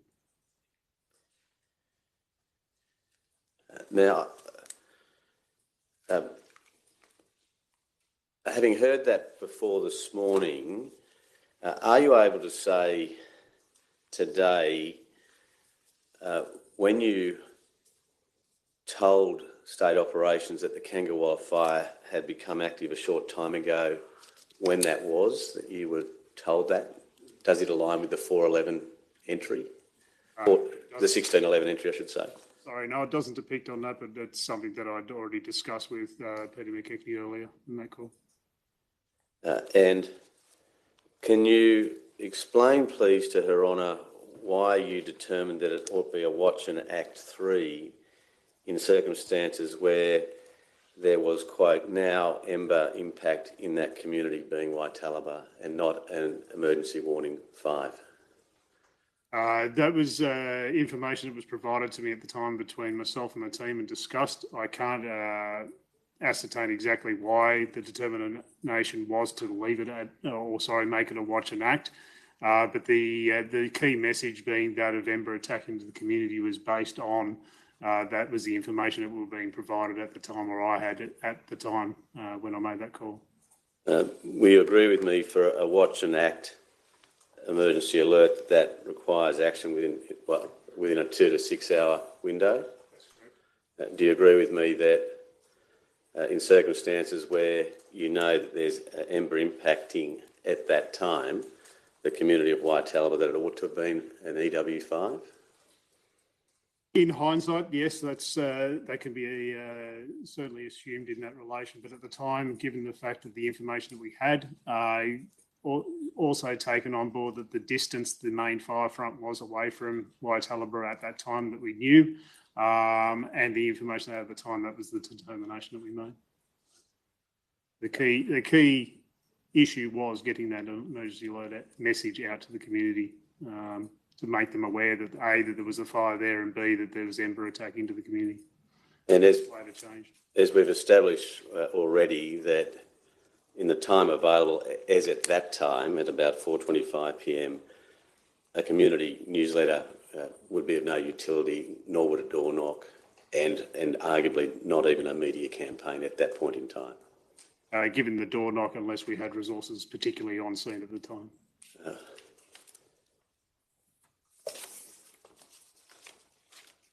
And certainly that does occur with our firefighters, especially on days of such significant fire behaviour. A lot of our crews will move from active engaged firefighting into pre-warning in the fire's path, and going from actually active firefighting in the front of the fire because of the dangerous conditions, and moving into doing pre-warning and moving around the localities doing those pre-warnings themselves.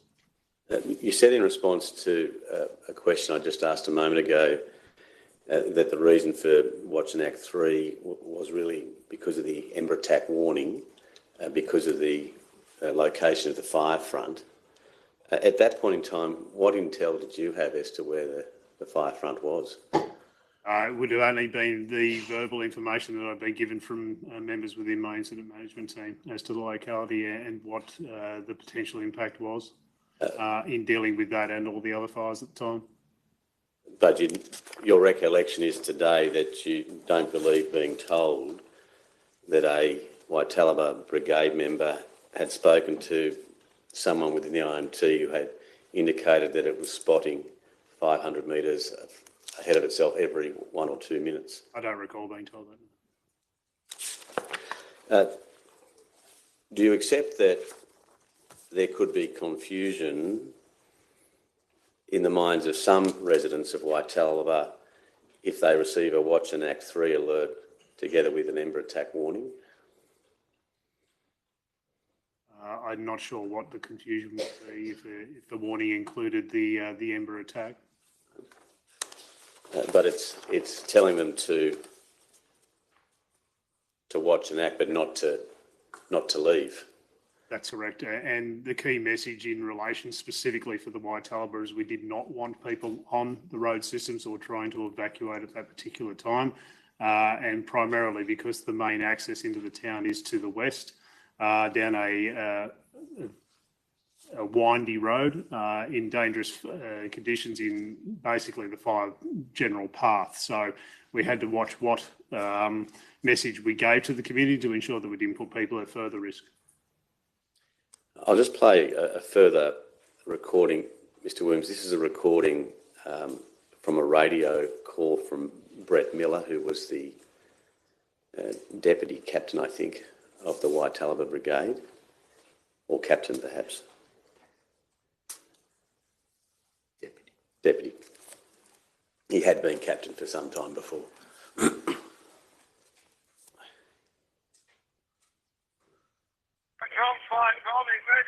Emergency, Waitalaba 7. Waitalaba 7, send your emergency message.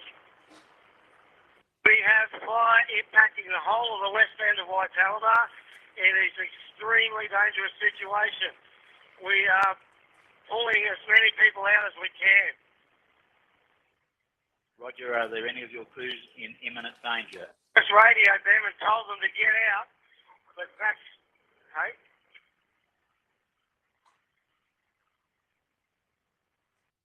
Call me emergency, like Calabar 7.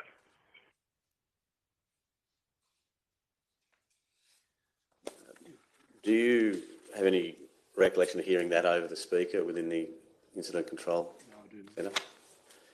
Was that brought to your attention shortly after you made the call to State Operations Command? Not that specific call, no. Have you heard that recording before this morning? No, I have not. Again, what would your expectation be that if that call was made by a senior personnel of a local brigade, did you have an expectation that that type of broadcast could be made known to you? Potentially the fact that the incident was escalating still, the fact that there was impact in that area, and the fact that the brigade was in attendance actioning as they were, certainly that information would be coming through to me at a particular point in time. But again, the deputy incident controller and operations people within the incident management team would have been dealing with that directly as well, which would including sending of additional resources if they were available to do so, and ensuring that the members of the brigade that were down there were safe and out of harm themselves. And would you expect that the deputy incident controller and operational staff members would bring that to the attention of the public liaison officer, a call of that nature? Not necessarily. Certainly the actions undertaken by the sound of that radio call were fair and reasonable by the people at the time, assessing the conditions at the time on the ground as they're trained to and expected to do, and have done well on that occasion. Do you agree with me that they've expressed, and one could hear it in the gentleman's voice, Mr. Miller's voice, that it was an extremely dangerous situation? Absolutely. In his general locality, that's correct. And what needs to be understood is that I don't know what exact location he was in or what particular property or properties he was dealing with. But as I mentioned earlier in my the evidence today, Waitalaba was known to have a wide cross-section of properties within that area, some of them which would have withstood or potentially withstood fire impact, others may not have, and it could have well been on one of those properties where he was asking people to evacuate to a safer location. I'll just have brought up, if I may, Your Honour, it's an intelligence report, it's line 287. It's from the same intelligence report that I took Mr. Williams to earlier.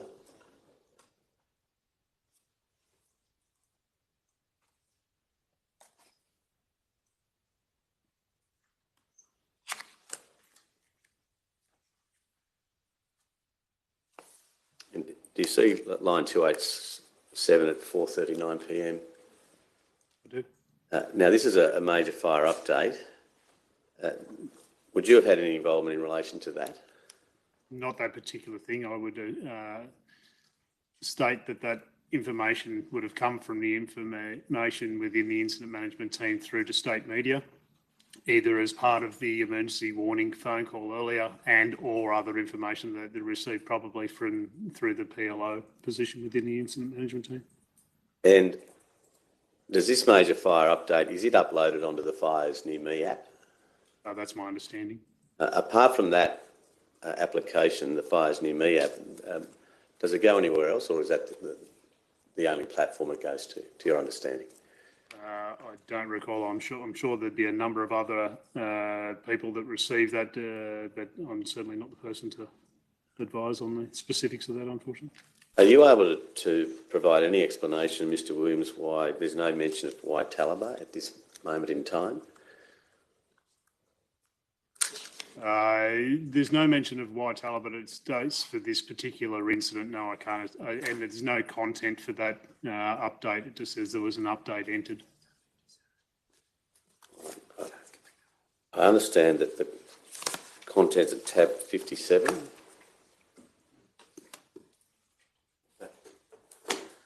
was and line number 10.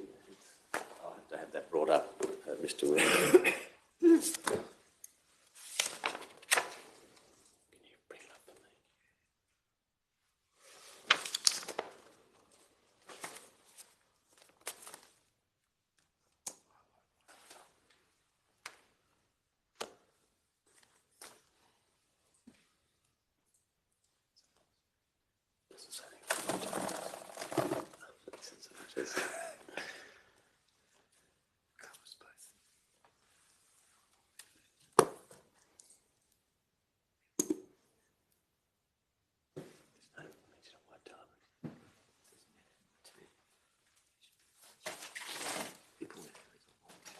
We agree with me that there's no mention of White Talaba. I do.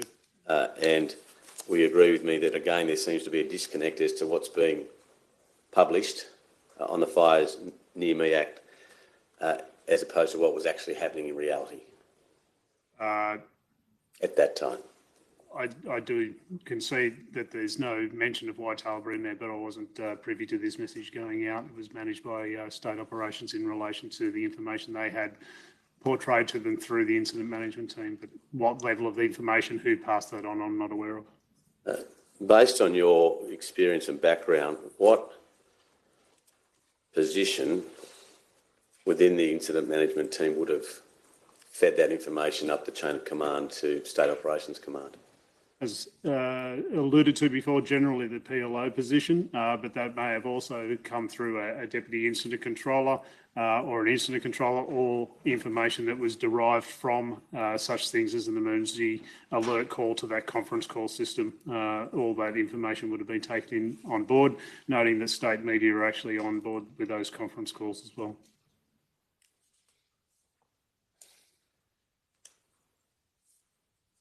In your statement, and if you need to refer to it, please do, Mr. Williams, you say in paragraph 19C, and I'll give you the page number, it's page 5 of your statement, the foot of the page. You state, I inform State Operations that any emergency alert issued to White Talaba residents should be that those who were not prepared should head to and seek shelter at the White Talaba Community Hall. We agree with me that is in effect an emergency warning 5. That's correct. What steps did you then take to formalise that so that there could be an emergency alert?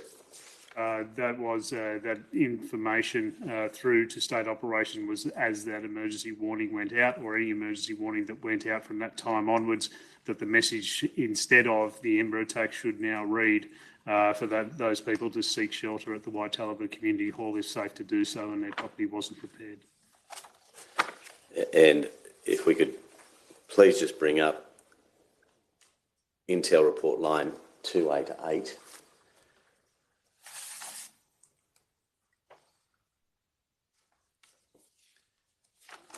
I have that displayed on the screen for you in a moment, Mr. Williams.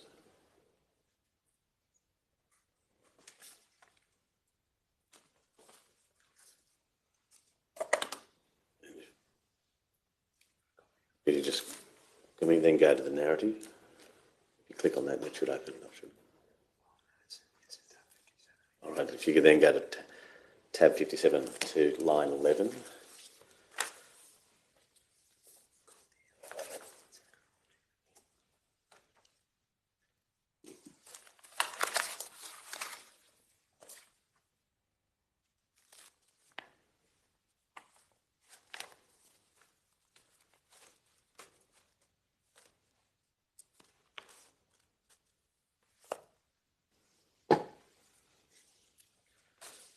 Just take a moment to read that narrative, in particular that under the heading advice.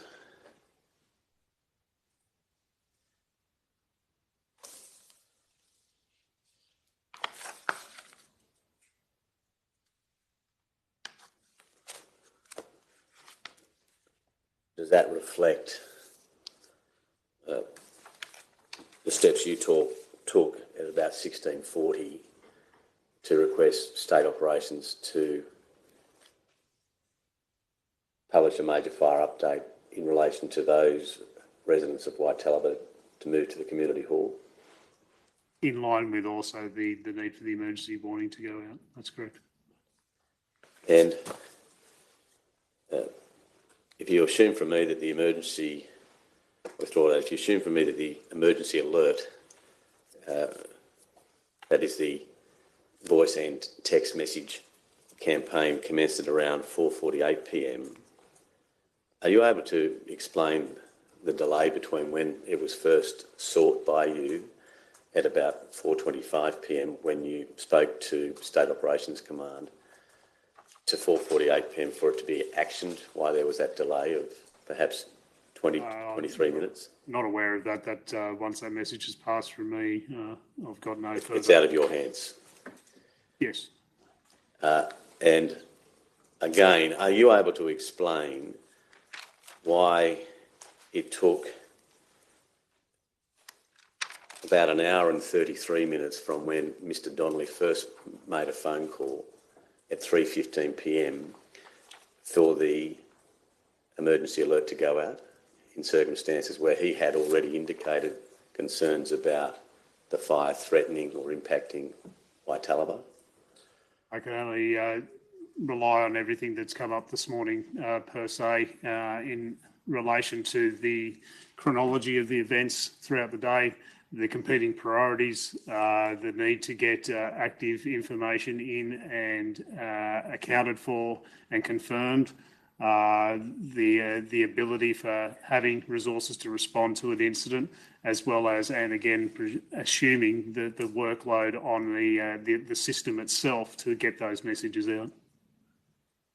And do I take it that it would be your same answer if I asked you if you could provide an explanation why it took about 55 minutes from when Mr. Jeremy called at about 3:53 p.m. To that emergency alert going out? That would be correct. Now, at this time, that is when the emergency alert went out, it was still at a Watch and Act 3, correct? And that at about 5:08 p.m, there's a further major fire update where the emergency warning levels changed to, so through all that, where it's now become an emergency warning. Again, are you able to explain the time between, which is about 20 minutes, for that to occur, that updating to emergency warning from a Watch and Act? No. Practically speaking, would it have made any difference whether it was a Watch and Act or an emergency warning? I don't believe so. I think the message going out to the community is primarily the concern that we need to focus on, but the actual category status should have been updated within that time frame as well. But as to any impact, I couldn't advise.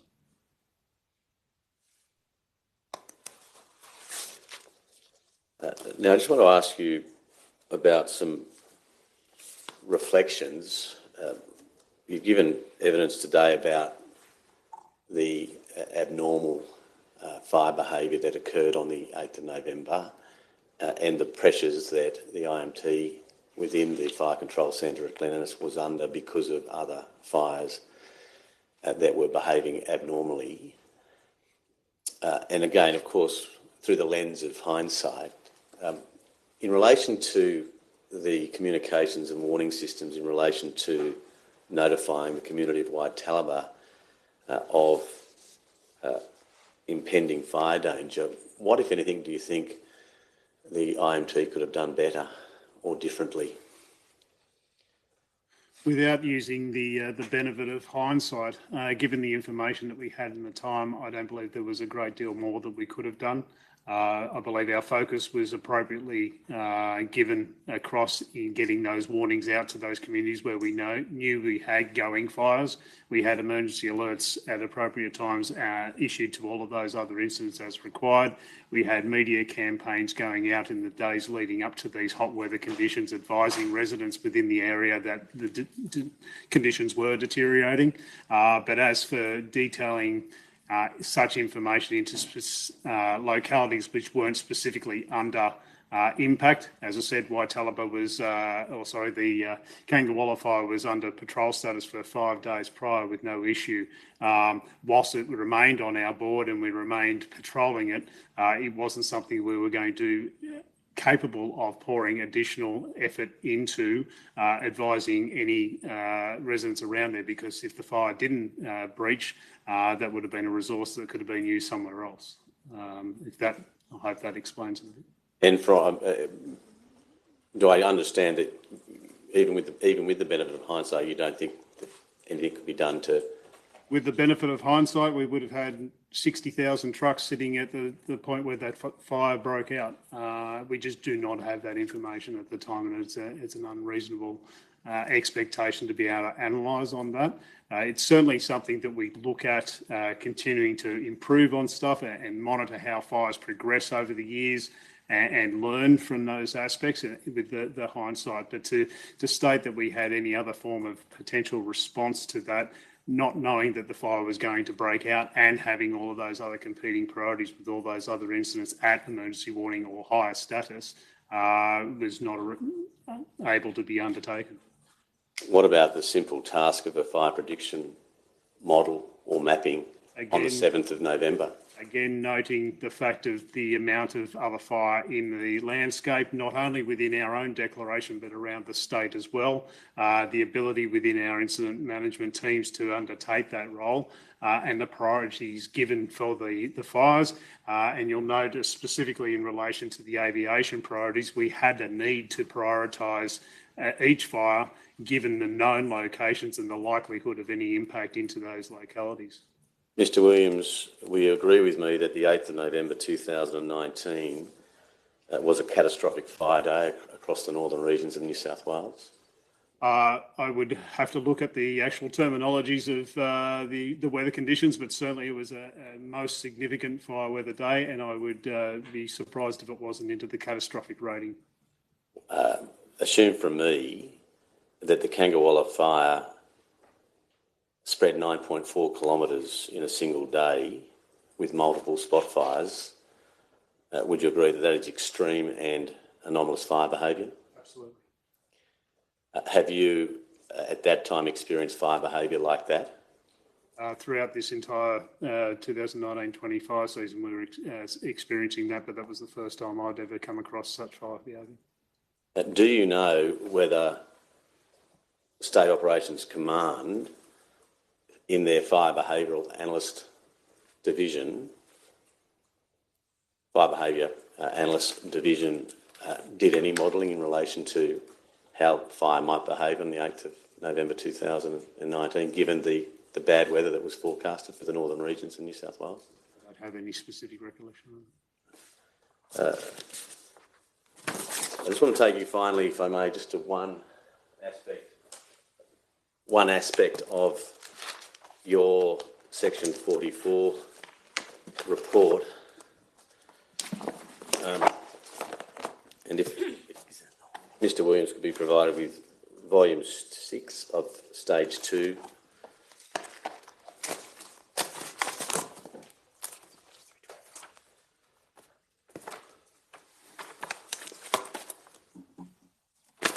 And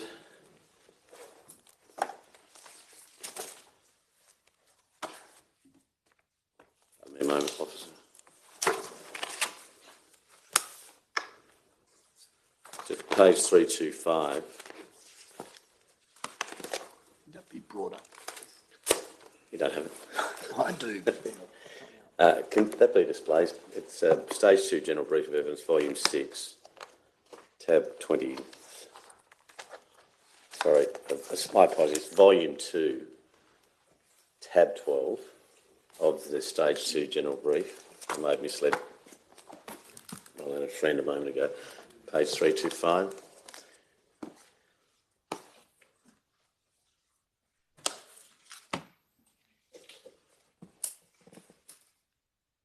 Be volume 1.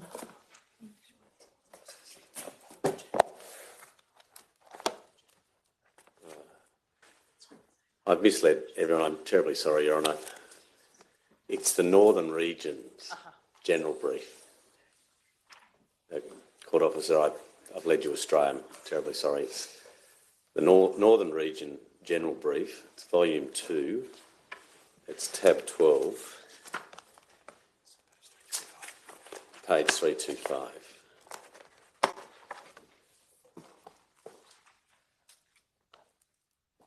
Yes, if it could be displayed for the benefit of my learned friend.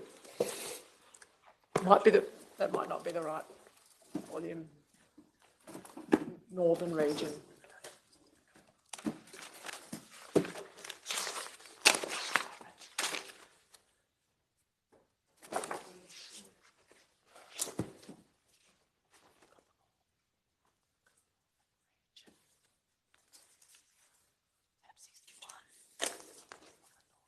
What I might do on it, just to assist whilst it's being brought up, so it's volume 2 of the Northern Region General Brief, tab 12. Because I'll just indicate to Your Honour and for the benefit of Mr. Williams, it's your incident controller's recommendations that appear at the end of your Section 44 report, and there, as you may recall, there's a number of columns, lessons learned that worked, what worked well, lessons learned that didn't work, and what didn't work well, recommendation. There's a section which is headed Emergency Management, and in the column that's titled Didn't Work, you indicated this: delays experienced in period of analysation for State Operations Command to assess, interrogate needs for emergency warning. And then your proposed recommendation in the adjoining column was RFS, and then it's bracket S, close bracket, ensure all contributing agencies are advised of expectations that they will adhere to requests of fireground commanders. What were you getting at in relation to that recommendation, firstly? And then secondly, did that relate in any way to the events that unfolded in respect of Kangawala and Waitalaba on the 8th of November?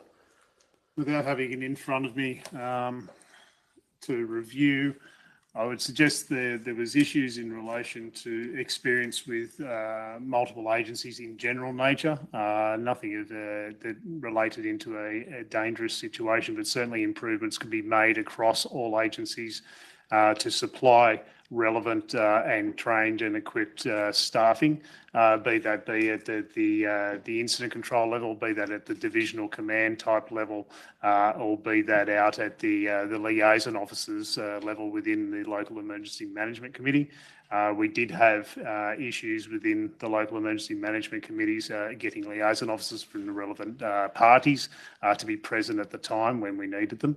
And that did necessitate additional workload on to the incident management teams to actually locate those individuals. Noting that Glen Innes was not necessarily central to where all the fires were, and it was a very broad land-based. Some of that was expected, but some of them actually probably could adhere a little bit further to actually providing those liaison officers, particularly for those blow-up days. And do you know what, if anything, became of your recommendation? That report was submitted up to the Commissioner. From there, I'm unaware, as would be all the other incident controllers' reports. Thank you, Mr. Williams. That concludes the examination. Thank you. Mr. Williams, there may be other questions. Mr. Newton. Yes, Your Honour, just a few. Mr. Williams, have you got your statement in front of you? And can you find next to your statement a sit rep which was issued or is expressed to be as at the 8th of November 2019 at 16:44 for the Kangawala fire? Sorry, that time again? 16:44. Yes, I do. Just, you were asked some questions, just hold that sit rep, but you were asked some questions about the change of the classification of this fire from Watch and Act 3 to emergency warning 5. Do you recall those questions generally? And just, is the process by which a change from one level to another occurs is by the submitting of a situation report into the ICON system? That's correct. Yep. And so if one looks at the third page of this situation report, can you see there's a heading warning level and it says EW5? So having regard to that situation report, does that mean that if one assumes it was lodged at the time it's said to have been lodged at 1644, that was the time when the warning level on the ICON system was upgraded to EW5? That's correct. That's the first documented notation of it increasing. At times during the event, we may have state operations upgrade the alert level on our behalf, noting the workloads and their capability to do so. And that would often occur during one of those conference calls to the red phone, where we'd actually discuss who would raise the alert level at that particular time. Apart from that, it would occur at the time of submitting a situation report, or specifically entered at the time by someone within the incident management team. And this situation report, was this one that was done within the incident management team, do you know? I'm unaware of that. I would suggest so. And is this the way it works, that when the alert level, warning level is increased, then that information then gets fed into the Fires Near Me app? That's my understanding. And that then the triangle or symbol for the Kangawala fire will be at the alert level that's been updated, is that correct? And then does one get to and if you don't know the answer to this, just tell me, but does one get to a major fire update by clicking on the symbol of the fire that you're interested in? Do you know that? Vague understanding, yes. In terms of the information which went out, there was a call that you had with the Commissioner and Deputy Commissioner on the, I think you colloquially call it the red phone call. And that was around, I'm not sure the time exactly, but 1620 or 1625, around there. The message then was Ember attack, but in the red phone call, you don't actually, it's you're speaking in an abbreviation, is that correct? How does then the rest of the message get populated that goes out to the community through an emergency alert? Do you know? That's done by state operations, and I believe the media component within state operations or head office that compiles those messages using canned messages and their capability to type within certain prescriptions. Now, I won't take you to the message, but you can assume that the effect of the EA message that went out was that there was a fire in Waitalaba area. If not prepared, path is clear to head towards Waitalaba Community Hall. So do you know whether or not that was the message that you had in mind at the time of the red phone, one way or another? No, that message had changed between that red phone call and the time that that alert went out, and that was subsequent to a further phone call where I requested any further emergency alerts be changed to, if safe to do so, move to Waitalaba Community Hall. So in terms of the period between your red phone message and the time the message actually went out, one reason for the length of that period is it that, in fact, there'd been further intelligence received which had changed the effect of the message going out to the community? That's correct. I'd noted that the emergency alert, I hadn't been advised that the emergency alert had actually been sent. That I had then received further information stating that the Waitalaba was under direct impact and that there was concerns for people to and need for people to move towards the community hall if they weren't prepared. So that was a direct phone call through to Assistant Commissioner McKechnie at the time. If that message hadn't gone out, that any further messages, that message or any further messages should read. So then, if I can take you then to your, or the log that was prepared for you on that day in the record for 1641. Have you got that? It's the sheet 16 of your log. I apologise, Your Honour, I'm working not from the statement in the brief. And can you see there that at 1640 it seems to be a record of a conversation between Mark, which I assume is you, and PM, which is Mr. McKechnie. Is that right? That's correct. And that where that's the effect of it is Waitalaba residents to be told to shelter or at Waitalaba Community Hall. Is that now? It was a message was played in court or a emergency warning from Waitalaba 7, that's the deputy captain of the Waitalaba Brigade. And you recall the effect, in essence, was that they were evacuating people back to the community hall. Do you recall that? So is it, whether you were specifically told about that message, the effect of what he conveyed was something which then found its way into the emergency alert that went out to the community. Is that right? You asked some questions about an earlier record in your log, which is the 1620 record. Can you just go to that? Yes.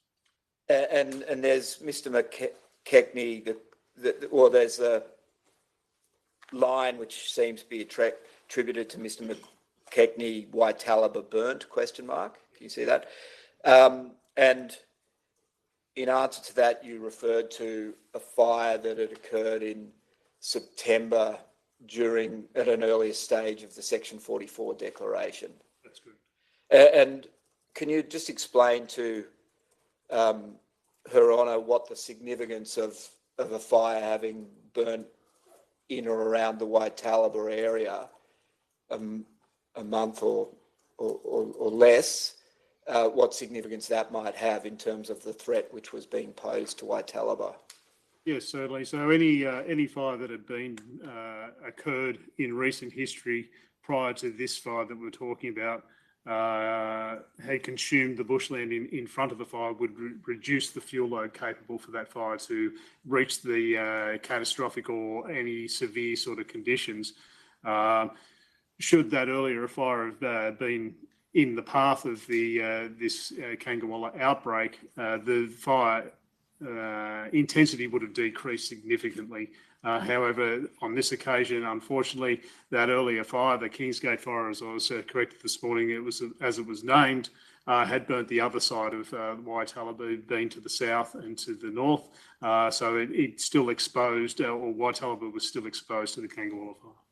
So in terms of decision making and what level of threat was posed, it was a potential advantage, but unfortunately, because of where the Kangawala fire was coming from, that advantage either was lessened significantly or there was no lessened significant for the Waitalaba area. And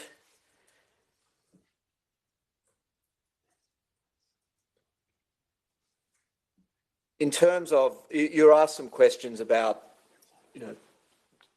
whether or not a fire prediction analysis was done for the Kangawala fire, and as I understand your evidence was, at least on the morning of the 8th and the morning of the 7th, that didn't occur. If you were to do a fire prediction analysis in terms of a fire that was under patrol and effectively in containment lines, is it right that firstly one would have to do an assumption as to when the fire was to break out of containment lines in order to do such an analysis? Absolutely. Time of day, weather conditions at the time, locality of the breakout, topography of the area where it occurred. There's many variables that are taken into account. And so that, in essence, say you'd asked someone within your fire behaviour team in the IMT to have undertaken that analysis on the 7th, then that person would have essentially had to make their best guess as to when a breakout might occur. And if, for example, they moved the breakout to 1 p.m. or something like that, that would lead to a fire prediction which may bear no resemblance to a fire which broke out at 3 p.m. Is that right? And in fact, you were asked some questions about the 7th and that being a bad fire day, just to use a sort of colloquial expression again.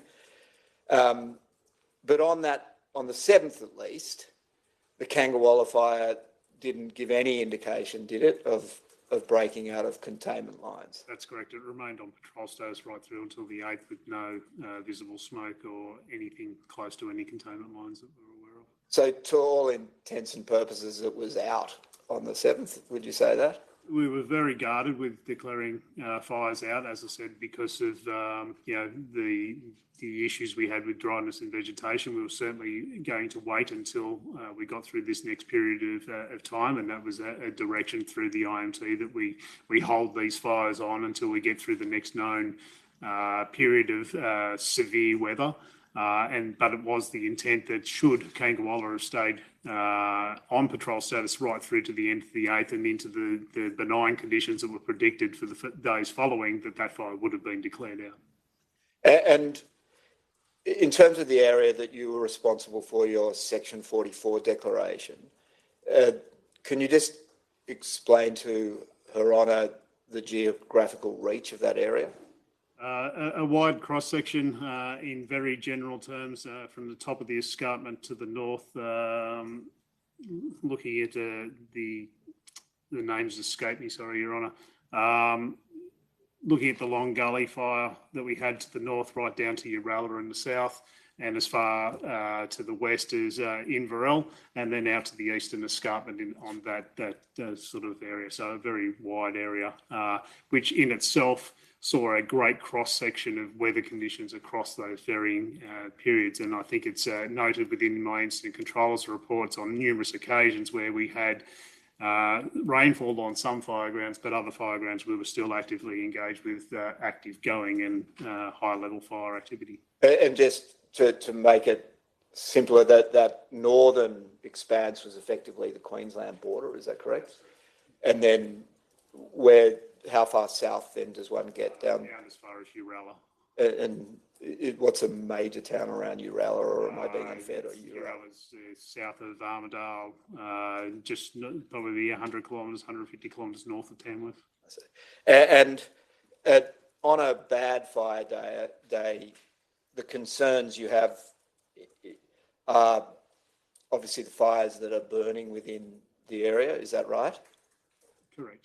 But there's also a potential for new fires to break out anywhere within the area, isn't it? Absolutely. And through these weather conditions we were seeing is we were getting a period of what we would colloquially say benign conditions, albeit the fires were still active. But then we get a severe period of 2 or 3 days, which would often be precluded by a dry lightning storm that had come through and start significant numbers of new fires in the vicinity of up to 20 new fires in any one day. And every time the incident management team and the firefighters, mainly out on the fireground, were getting a handle on things through some of these so-called benign days, the next period of dry weather would come through and flare up existing fires, but also give us a pounding with brand new fires. The final topic I want to ask you is just in terms of an IMT and the information that's coming into an IMT. With an a new fire or information about a new fire, is it difficult to, from an IMT's perspective, to get an understanding of the nature of the fire and the risks that are posed, having, comprehend the intelligence that's coming in? Certainly in the initial reports, the IMT and the members of the firefighting agencies out there, or the members of the public, are all providing information back into the incident management team. And it's the job of the incident management team to turn that information into intelligence. And to do that, we use very wide means, be that firefighters out on the fire ground with known capabilities and knowledge of fire to report back in, through the use of aviation assets, line scan images and the likes of that. The more information we get from the cross-section of resources makes it a lot more easily determinable and more accurate, but that takes time to get together.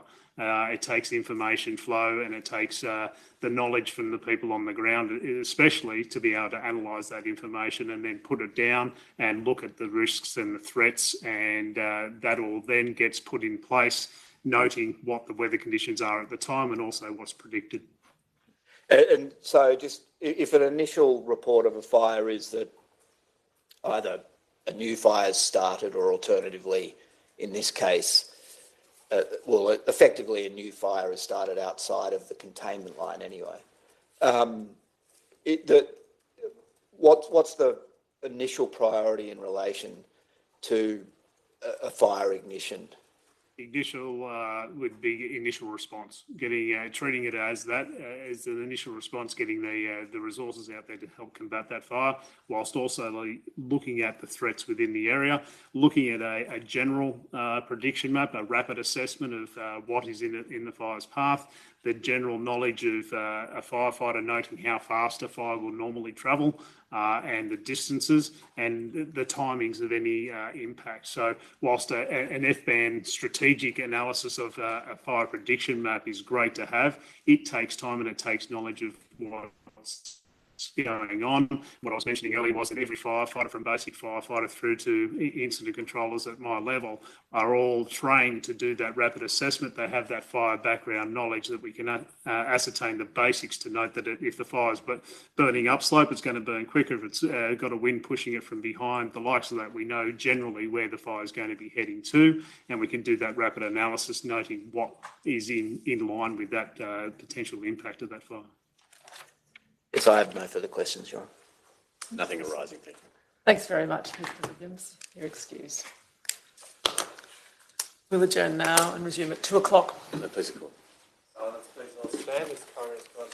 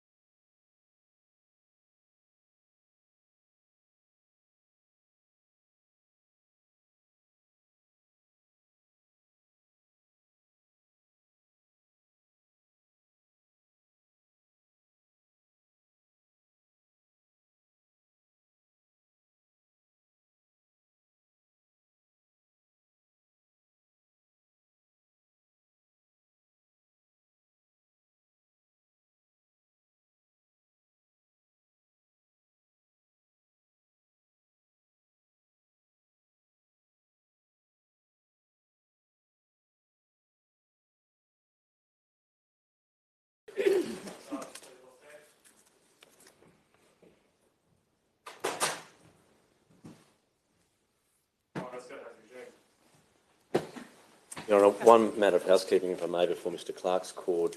Can I tender, Your Honour, 2 pages of an operational log for Mr David Phillip, who was, on the 8th of November 2019, a fire behavioural analyst within the Glenans Fire Control Centre. The relevant entry, Your Honour, is found at worksheet page 024 of the log, which is on the second page of the tender. And it's an entry at 15:18 hours where the notation reads, name or call sign Derek, heads up on Muck Creek, and that's a fire within the Section 44 declaration, but nowhere near Kangawala. And then the next line, doing some work on Kangawala, and that's at about 3:18 p.m. in the afternoon. I had said in evidence to, in questioning of Mr Williams today, that fire prediction mapping seemed to have been taken between perhaps 4 and 4:30 p.m. What that indicates is that at least Mr Phillip, from a point in time at around 5:18, was doing some work. Yes. 3:18 was doing some work in relation to Kangawala, and I understand that Mr Williams has no recollection in relation to that entry. Thank you, Mr Castleton. That'll be Exhibit 64. Please, the Court. Yes, Mr Hart. Thank you, Your Honour. I call Mr Anthony Clark.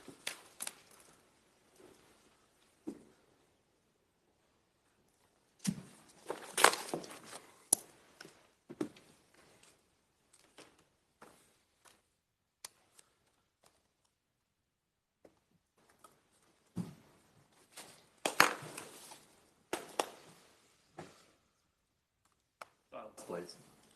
Do you solemnly and sincerely declare and affirm that the evidence you shall give will be the truth, the whole truth, and nothing but the truth? If so, please say I do. I do. Thank you. Have a seat, please. Mr Clark.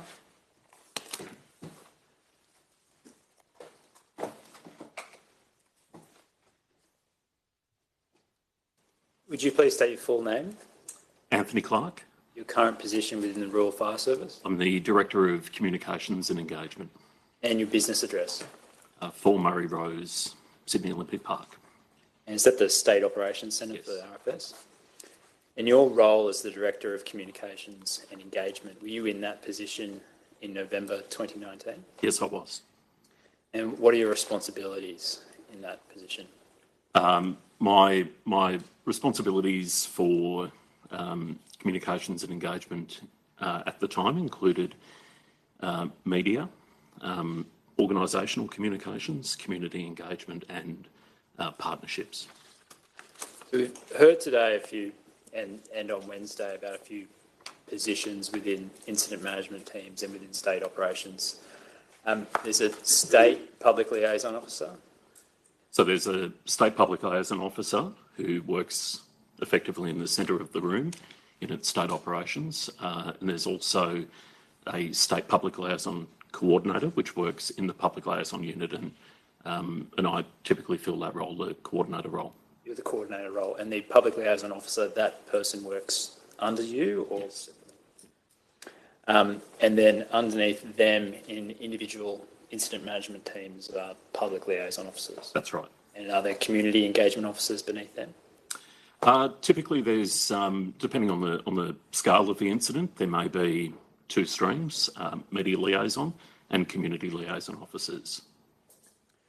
And you also hold a position of a chair of a working group? As the chair of the Australian Warnings Group? Yes. Yes. Is that correct? Yes. And what does your work with the Australian Warnings Group entail? So the Australian Warnings Group is made up of warnings practitioners from fire and emergency services around Australia. So in recent years, we've been involved in a lot of the development of national policy and guidelines around warnings and public information, and the refinement and development of the Australian warning system. Turning now to your role with the RFS, in particular in relation to emergency alerts. Mm-hmm. I understand the RFS has a warnings and information protocol. Yes. And I'll just have a copy provided to you. Could the witness please be provided with volume 6 of the general stage 2 brief?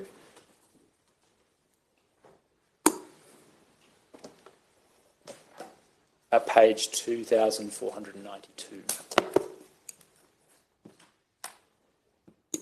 which is tab 28.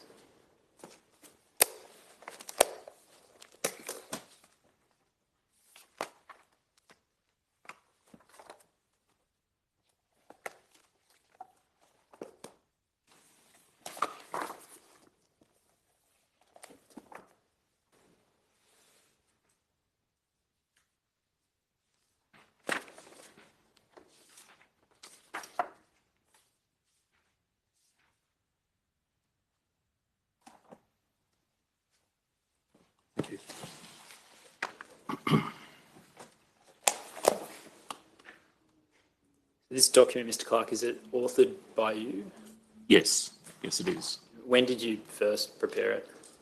There's been various iterations of this over the years, but I believe, based on that document, 2017 was the first version. And what's the purpose of the document?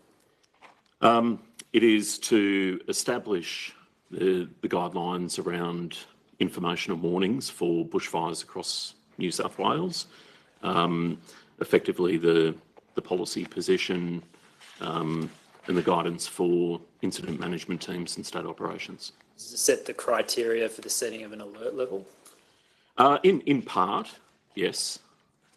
And when you say in part, is there another document that is also involved in? No, what I mean in part is obviously, as the document outlines, the alert level isn't prescriptive per se. There is built into it a degree of discretion based on various factors, environmental conditions, the experience of individuals. So just to clarify, it's not prescriptive as such, but it is guidance. And does it also set out a procedure for the issuing of an emergency alert? I can take you, make it simpler to page, bear with me for one moment, 2512.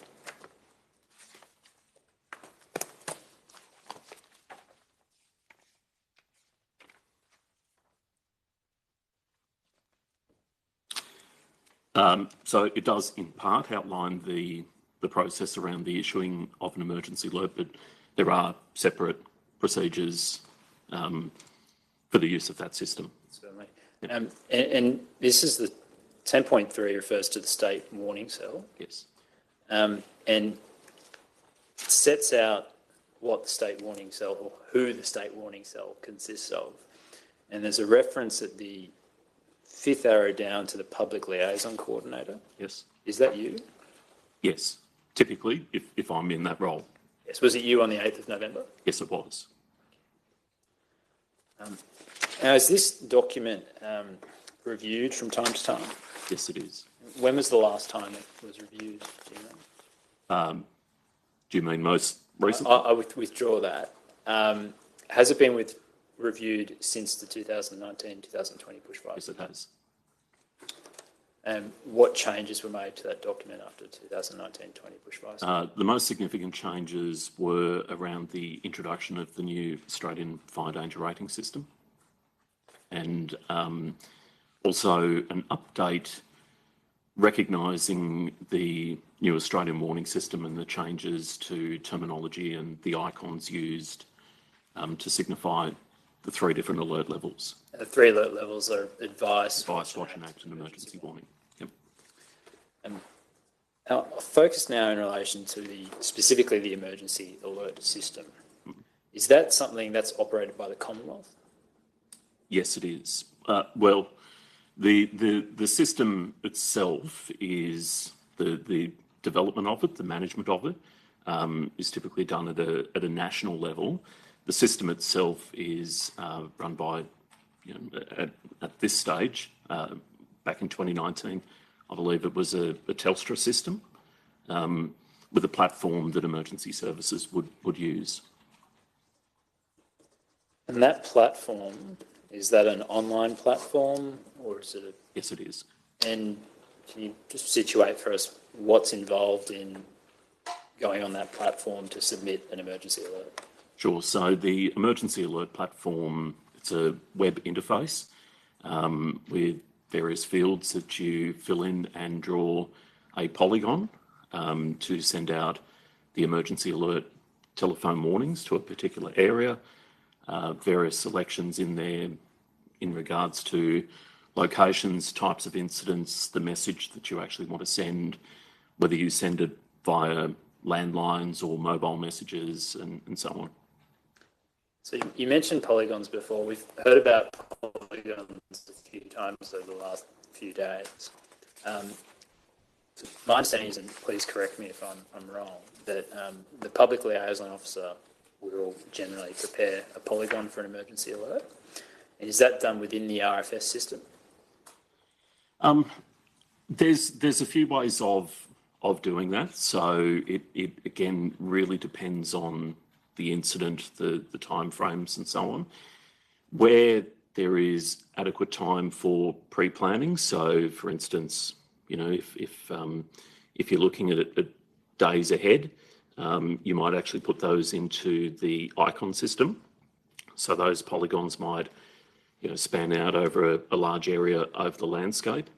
A polygon of that type could be done at the incident management team level, could also be done at state operations. And then there are those separate polygons, as you say, in the emergency alert telephone warning system. So the polygon that's uploaded in the icon system is not immediately transferred across to the Telstra system. So state operations, when they go to make an emergency alert, have to recreate the polygon again in the Telstra system. Yes, that's right. How long does that process of uploading material into the Telstra system take? It can be done very quickly in the space of a few minutes in some cases. How long would it usually take? In most cases, a few minutes.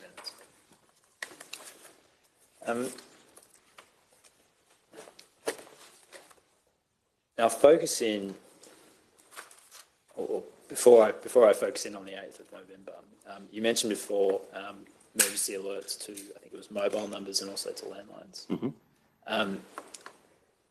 An emergency alert issued to mobile numbers, is that issued to all headsets within the polygon? So there are two ways of those messages being sent. One is based on subscriber address. So effectively, if your mobile phone is registered within that polygon, as in if you get a bill sent to your address in that area, you fall under that polygon. There's also location-based telephone warnings, which the system works out if your mobile phone has been in contact with a tower that covers that area covered by the polygon and can send a text message to your device. And does the RFS usually select both of those options when issuing an emergency alert? Look, in most cases, typically yes. There are some exceptions. So, for instance, if you have a fire, I'm thinking on the outskirts of Sydney, for instance, you might send it to subscriber locations only as opposed to location-based, because so many mobile phones will be working off that tower in southwestern Sydney. You could end up sending 1 million text messages to people who don't actually need them. I understand. But the technology, it depends upon people within the target area having mobile phone reception. Well, to receive a mobile message, they need a mobile. Turning now to the events of the 8th of November. Were you present in court before for Mr. Williams? Yes, I was. Would you accept that the 8th of November in the north of the state was a particularly bad fire day? Yes, I would.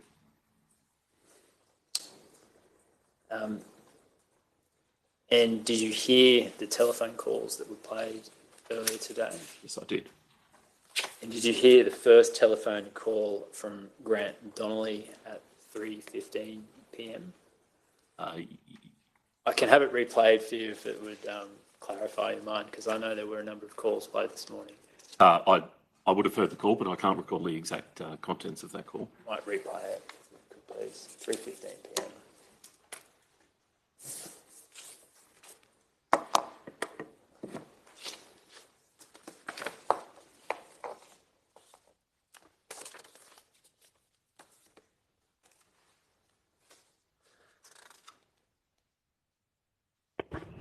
Rural Fire Service. Yeah, g'day. It's Grant Donnelly at Bald Knob. Just wondering if I talk to whoever's looking after the Kangawala fire. Kangawala Fire. Okay. Broken out again on us. Okay. I don't know whether word's got through yet, but yeah, someone who's... No, I haven't heard Kangawala being mentioned yet. Yeah, well, I'm just writing down what you're saying, and Yep. I'll get on to whoever. So it's Yep. broken out. yeah, it's heading... Kangawala. It's more than likely in the Man River Nature Reserve by now. Possibly in, what was the name? Man River Nature Reserve. Man River Nature Reserve. And heading towards the Old Grafton Road. Heading to Old Grafton Road. Yeah, now our brigade is there trying to block it from burning more of the open country, but that's all they can do at the moment. Which brigade are you, Grant? Sorry? Bald Knob? Bald Knob. Yep. You're on scene, are you? I'm not, but my No, I meant brigade is. Bald Knob. Yeah. Bald Yeah. Knob on scene, direct attacking. No, not open- direct attacking. They're just working with a dozer trying to limit it to the south of the, trying to create a break to limit it to the south, basically push it into the nature reserve. That's all they can do. With dozer in open area. Yep. To Yeah. the south. Trying south. to put a break east-west along that. Yeah. Putting in an east-west break. So that's the first report that was received in relation to the Kangawala fire reactivating essentially on the 8th of November. Now, the evidence that we court heard on Wednesday from Ms. Burford, who is the public liaison officer in the Glen Innes IMT, was that she first would go through a process of ground truthing to determine the veracity of the information that was provided. Now, I'd like you to assume that Mr. Donnelly is the captain of the Bald Knob Rural Fire Brigade and that all aircraft were grounded in the area at this time. Would you expect a public liaison officer to still go through that process of ground truthing before, say, preparing for an emergency warning? I would expect there would be an element of ground truthing to determine the veracity of information. Yes. And what would that usually entail?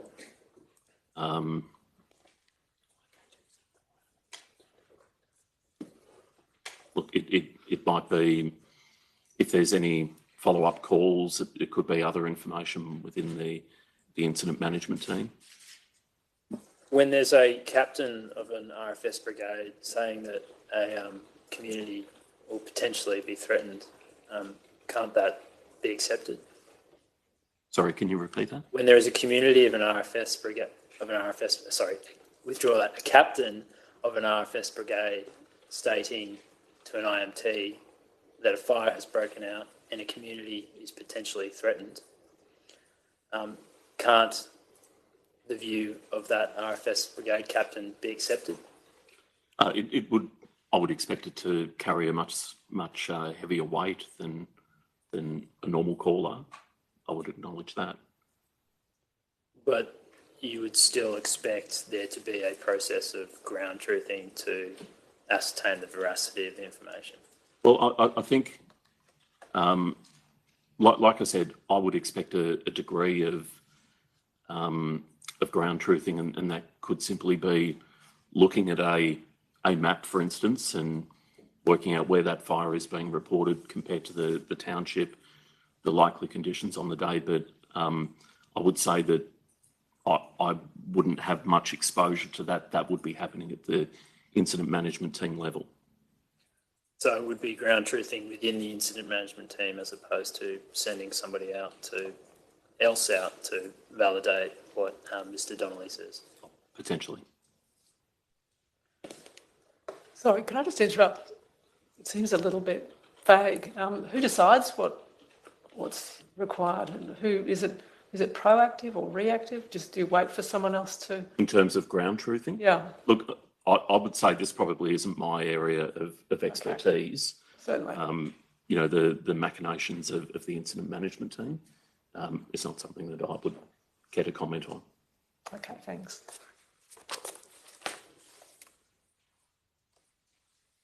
Now, bearing in mind your last answer, at an IMT level, who is it who first determines that an emergency alert should be issued? An emergency alert? The telephone warning? Yes. Well, that is typically done by the incident controller in consultation with the incident management team, and then contacting or making that red phone call. And the red phone call, and that's to the state warning cell? Yes, to state operations, yes. And it's the responsibility of the state warning cell within state operations to authorise the issue of an emergency alert? Yes. Is there any reason why that authorisation can't take place at the level of the incident controller? The standard approach is for warnings to be centralised at a state level, so that there is that oversight that's occurring right across the state and a level of consistency in the approach, so that there's similar fires are treated in a similar way. Would you accept, though, that the incident controller has a better grasp of what's happening on the ground in relation to a particular fire within their remit? Yes. How long would a call with the state warning cell usually take? Look, sometimes they're 30 seconds. Sometimes they can go for a couple of minutes. There's certainly been plenty of situations where an incident controller or indeed the public liaison officer may call through earlier to the state public liaison officer in the centre of the room to say that an emergency warning call is coming through. And then I suppose that red phone call is more just checking the information as opposed to trying to extract it. And what level of interrogation takes place on the red phone call?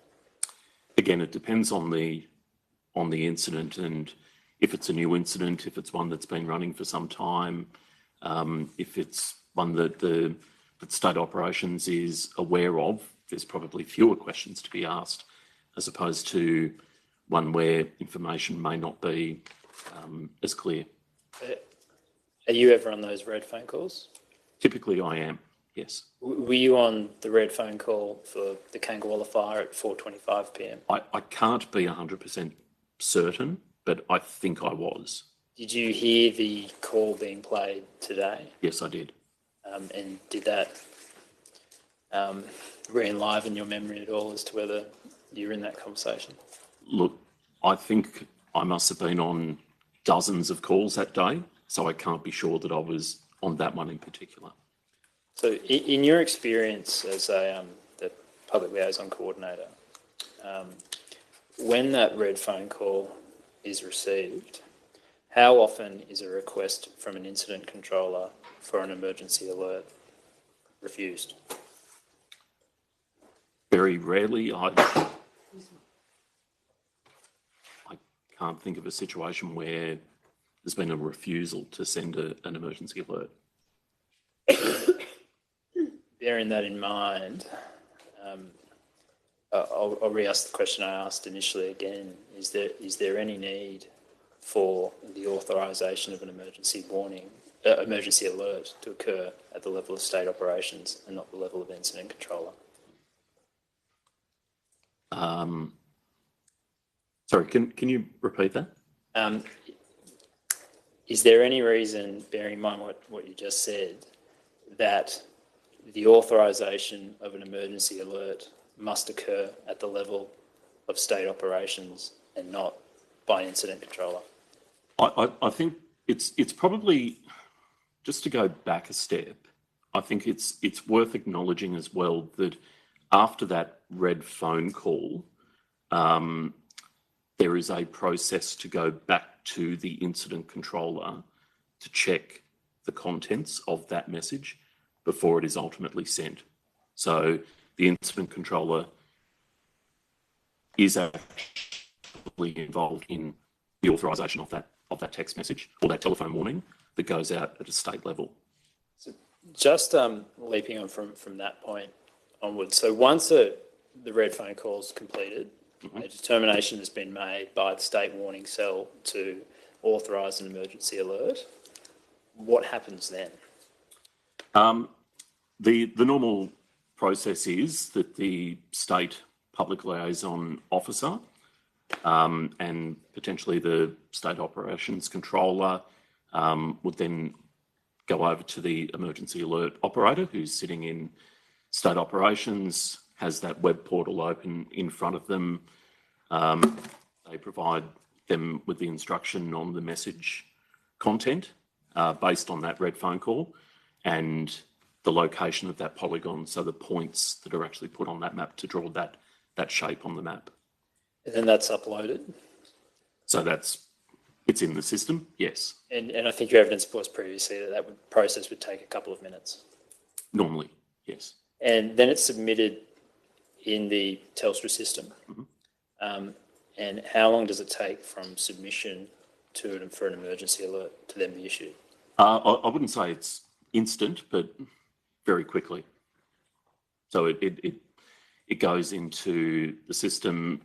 My understanding is emergency alert then starts interrogating the phone numbers and then starts sending it shortly afterwards. I would hazard a guess that it's probably a minute or two. So in this case, on the 8th of November in relation to the Kangawala fire, the call with the state warning cell was at 4:25 p.m. Following that, there was no emergency alert issued within minutes of that. I think the next update in relation to state operations is at 4:40 p.m, so that's 15 minutes afterwards, after the call was initially made, when the incident controller, Mr. Williams, who we heard from today, indicated that the emergency alert to the residents of Waitalaba should say that people should head to and seek shelter at their community hall. Why was there that hadn't the emergency alert already been issued before 4:40 p.m? Look, all I could say is I can't be absolutely certain of this, but recognising the extraordinarily large number of fires that were burning across New South Wales and the number of incidents at the emergency warning level, that those other fires, and we were sending out numerous emergency alert telephone warnings and doing major fire updates on all of those fires at the emergency warning level. So it may just be that there were competing priorities at that stage. Do you recall if there were any other emergency alerts issued between 4:15 p.m. and 4:45 p.m. on the 8th? I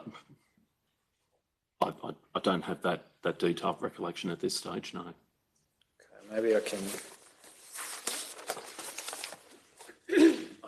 fill it in. So if The witness could please be given a copy of the Kangawala brief, volume 3.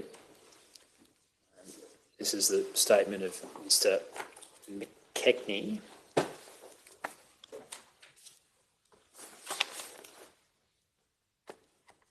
Page 771.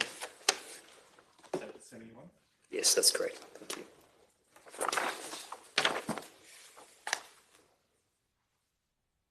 Sorry, I stand corrected. It's page 773.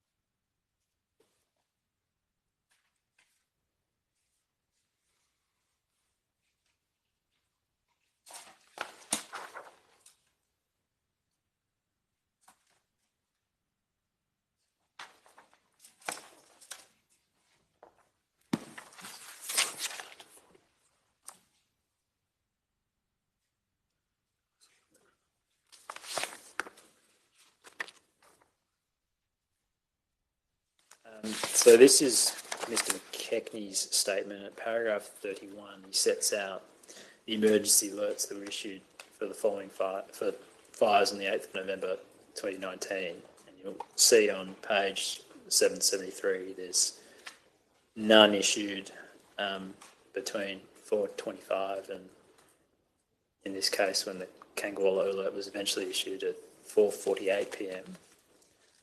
On the following page, you see it O for Richards Avenue. Yes. 4:22 p.m. And then Q for Mile Creek, 4:28 p.m.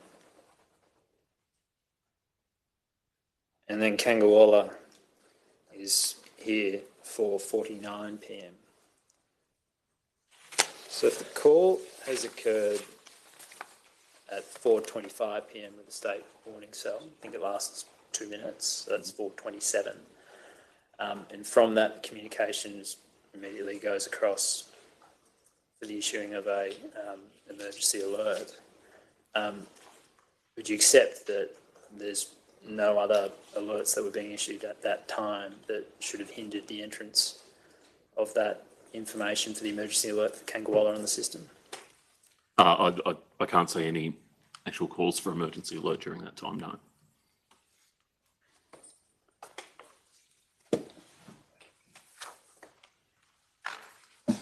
So having regard to that,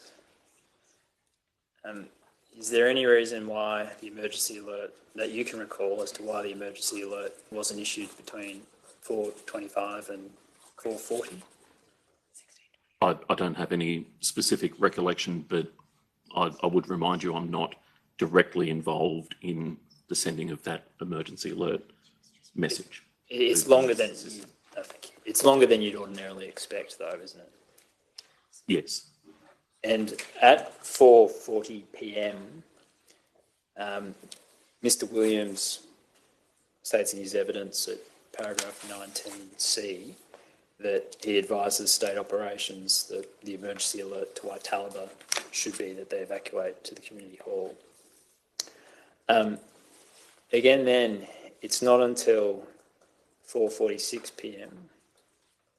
that the voice and SMS warning campaign is created for Waitalaba. Is 6 minutes a period of time that you'd ordinarily expect from the change to the material being uploaded onto the Telstra system for the emergency alert? I would consider that reasonable, yes.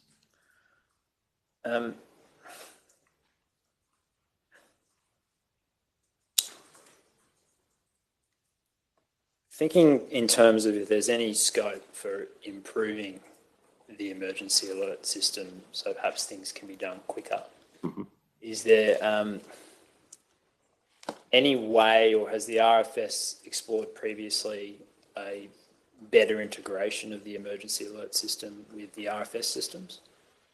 I think until recently there's been inherent limitations of the emergency alert telephone warning system in terms of integration directly into operational systems. There's since been changes to the national emergency alert platform. It's moved over to a new provider I'm aware of, and as a result of that, there's now better opportunities for integration. It's provided expanded messaging content. So previously it was about 160 characters. Now it's about 600 characters that can be sent out via text message. So there have been changes nationally to the system which do open the door to better integration. And what's the process now, like practically, in relation to the RFS issuing an emergency alert? So whereas it previously uploaded information onto the Telstra system, what does the RFS do now under the new system? It's effectively the same process. It's just using a slightly different system for it, but it's still the emergency alert system. Is it a quicker system, or does it take a similar period of time to what it previously did? I would say a similar period of time.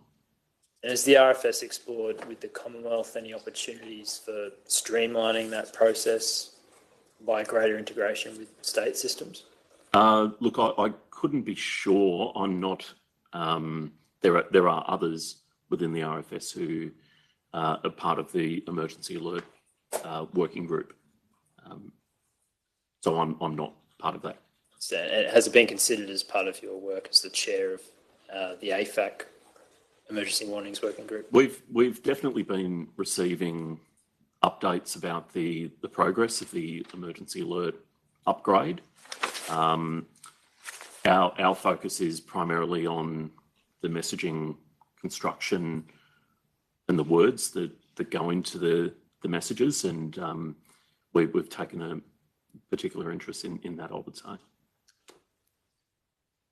Just turning briefly now to alternatives to the emergency alert system.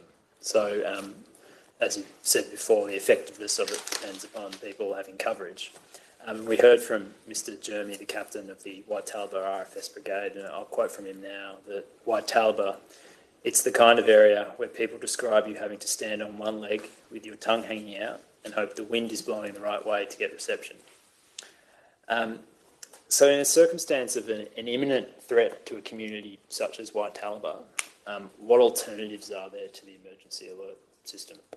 So we would be using a range of methods to get information and warnings out. There's obviously the Fires Near Me app, the website. Clearly they are somewhat dependent on coverage or mobile connection into that area. We use traditional media, so radio broadcasts. We've got processes in place, for instance, with the ABC for them to take up what they call emergency broadcasting, where they provide updates to communities every 15 or 30 minutes through radio broadcasts.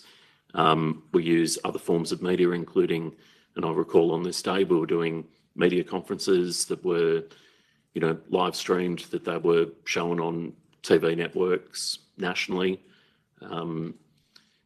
So a range of methods. We obviously also use the firefighters on the truck to actually get information to people in some cases. In terms of, I think traditional broadcast was the language that you used. What's the process for essentially approving that and arranging that? So there's a few ways that occurs. So using the example as I did of the ABC, when they take up emergency broadcasting, that's normally done through a discussion between the RFS and the ABC's emergency broadcast coordinators. So there's one in each jurisdiction, and they start setting up their processes to broadcast emergency warnings. There's also information that goes out through local radio, so it could be community radio, it could be commercial radio, local radio stations, done through the incident management team, through the PLO or the media liaison officer who may be in place. Do those local broadcasts need to be approved by state operations? No, so the content is normally taken from the warning messages and the major fire updates. So that's the approved content. Using, again, the example of the ABC emergency broadcast procedures, they would read out those major fire updates verbatim in their broadcasts. So they're using the approved content. So it depends upon the major fire updates being uploaded promptly to get the information to the community quickly. Yes, but also in addition to that, there's media interviews. So in its state operations, we'll have people providing live verbal updates on air, talking about what's happening, or they could be happening at the incident management team level. But in circumstances of an imminent threat, is it feasible to arrange those kinds of public disclosure of information quickly? Yes, and that, I suppose, again, practical example of the ABC, that's done through their emergency broadcast coordinator. So they'll be sitting there monitoring, the updates that are going out online, and then they'll be working with their local stations to get that information broadcast to local communities. Were any of those options considered in relation to the Kangawala fire? I believe that emergency broadcasting arrangements were in place that day, and we would have had a representative from the ABC either in its state operations or at least on the phone regularly throughout the day. And that's not specifically in relation to the Kangawala fire, but... No, statewide activity. Was the Kangawala fire ever raised with the representative of the ABC?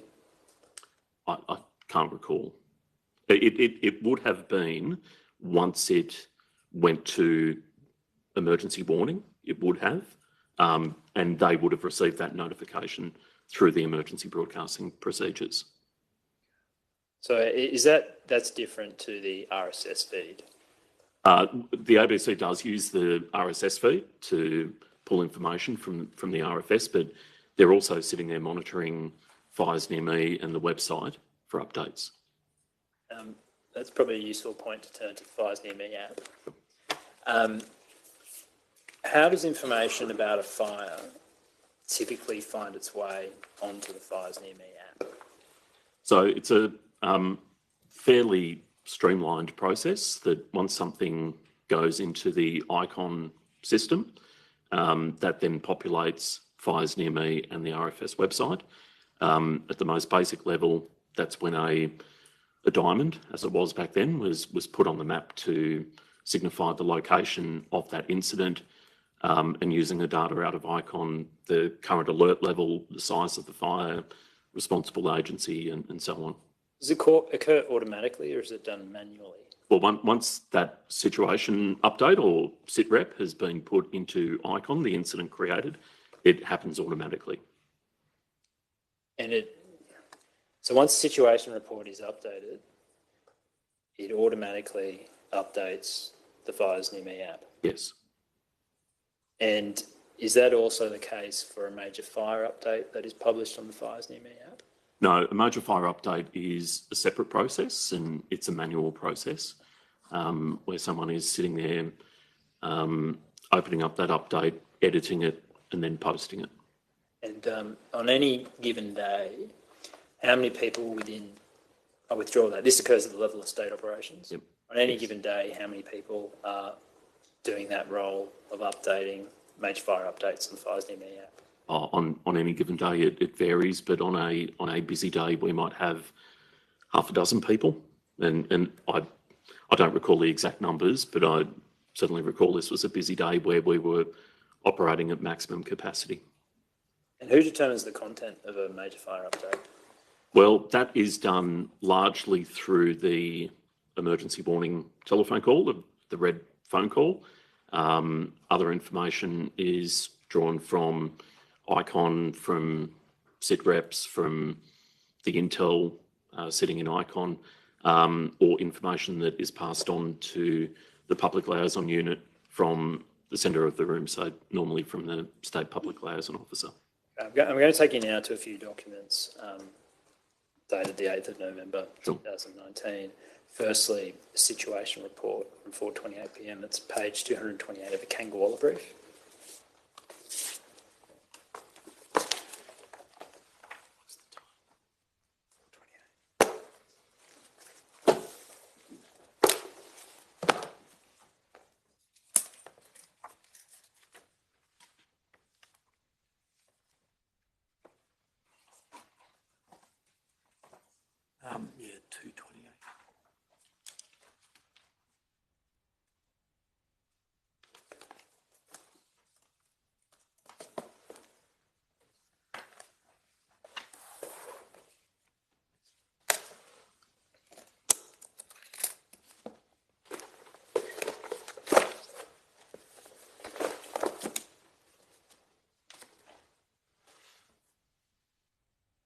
open? Yes.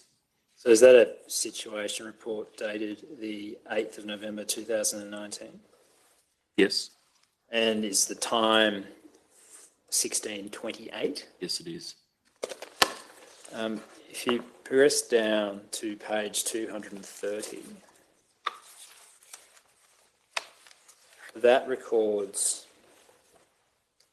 the warning level as WA3. Yes, it does.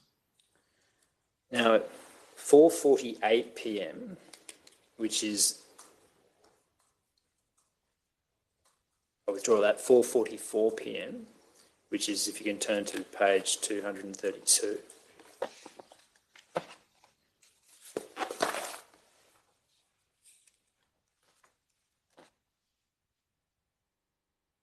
That's a new situation report. Yes. And that records, under comments, spot fires impacting Waitalaba Township. And on page 234, what's the warning level shown on that situation report? Emergency warning 5. Now, 4:46 p.m., if we could bring up tab 57, which is one of the Excel spreadsheets which was shown before. You won't have that in the document, so we'll have to, Mr. Clark will have to show it to you on the screen. Sure.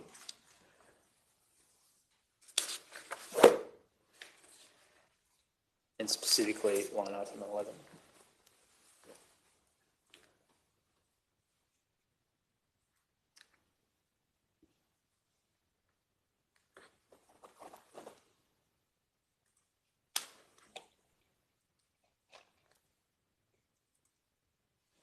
So if we scroll across to row P, and that shows the time that this emergency alert was issued, which is for 16:46. See that? The major fire update? Major fire update, that's correct. And if we can scroll back across to the content of the major fire update, and to the left of that, please. Can you see under name, it records the alert level of the fire? Yes. And what is that alert level? I can't say it fully, but I'm assuming it says watch and act. We'll just, as fairness to you,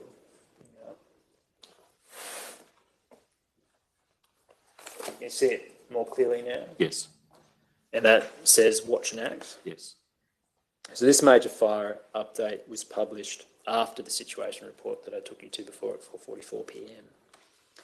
Are you able to explain the discrepancy in terms of why the situation report says emergency warning 5 and the major fire update is watch and act? Sure. So our process that we normally work through for drafting a major fire update, we're looking at ICOM, we're checking the alert level at the time. There can sometimes be a lag of a minute or two for that to actually update on the map that we're looking at. So it's quite possible that at the time, it was still actually showing as watch and act when we actually published that major fire update. That is manual text. Is manual text. And the people who are entering within State Command, which are entering this information on fires near me as major fire update, are they given a notification when the status of a fire changes? It's not automatic. We are sitting there watching the screens in front of us and looking for that change in the screen. But quite often, someone from the centre of the room, normally the State Public Liaison Officer, will come over and say, this one's gone up to emergency warning. So bring up that document we just had before again, and specifically line 12. If we can go to column P, as we did previously, you'll see that the time if this update is 1708, if we can scroll back to the content of the update and the name, you'll see has been updated to emergency warning there. Yes. So there's 24 minutes after the situation report was updated to emergency warning. Why would it have taken that long? So there's probably a few reasons why that may have occurred. Normally we're updating emergency warnings every 30 minutes. So we're looking to screen with the next update time, but that one would not have signified an update being required at that stage. We were doing a lot of major fire updates during that time. I'm aware that on that day alone, I think we did 350 different major fire updates, and that afternoon we were probably pumping them out one every minute or every 2 minutes. Is there scope for that? You mentioned interval checks of 30 minutes. Is there scope for those intervals to be reduced as part of RFS's practice? Look, there could be, but like I said, we were operating at maximum capacity that afternoon, and I think more regular updates I don't think would have been possible. Even checking to see that the status hasn't changed, you don't think that would have been? Yeah, I mean, look, it's quite possible that that afternoon that was actually picked up through that checking process. I had someone working alongside me, kind of looking over my shoulder to, check the numbers over here versus what's on the website and then fires near me and so on. So it's quite possible that error checking process did actually come into effect at that stage.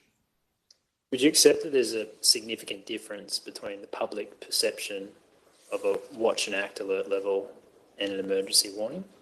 I would. However, I would also point out that for most users accessing this information, normally that is done through the Fires Near Me app or the website. And because that occurs automatically putting that information on the map, it would have been displaying as emergency warning at the time within the Fires Near Me app. It was only when a user would actually tap on that incident and it opens up the major fire update, the only difference would have been in the title of that message. Is that confusing for a general member of the public? You certainly want them to be the same. And is there anything that you think could be done to ensure in the future that they're the same? Oh, look, I think with the benefit of hindsight, once again, could it be automated to actually pull in that text line from Icon? That's possibly an improvement that could be made. Has that been explored at all? Yes, it has. And what was the outcome of that exploration? I believe that work is actually underway at the moment. And do you know when it's expected to be completed? No, I'm not sure.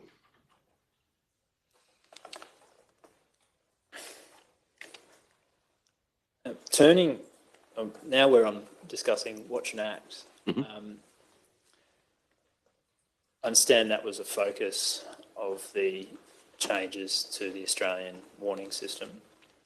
And are you familiar with some of the research that has been undertaken in terms of alert level messaging? Yes. And does some of that research suggest that the language of Watch and Act is or can be confusing for people?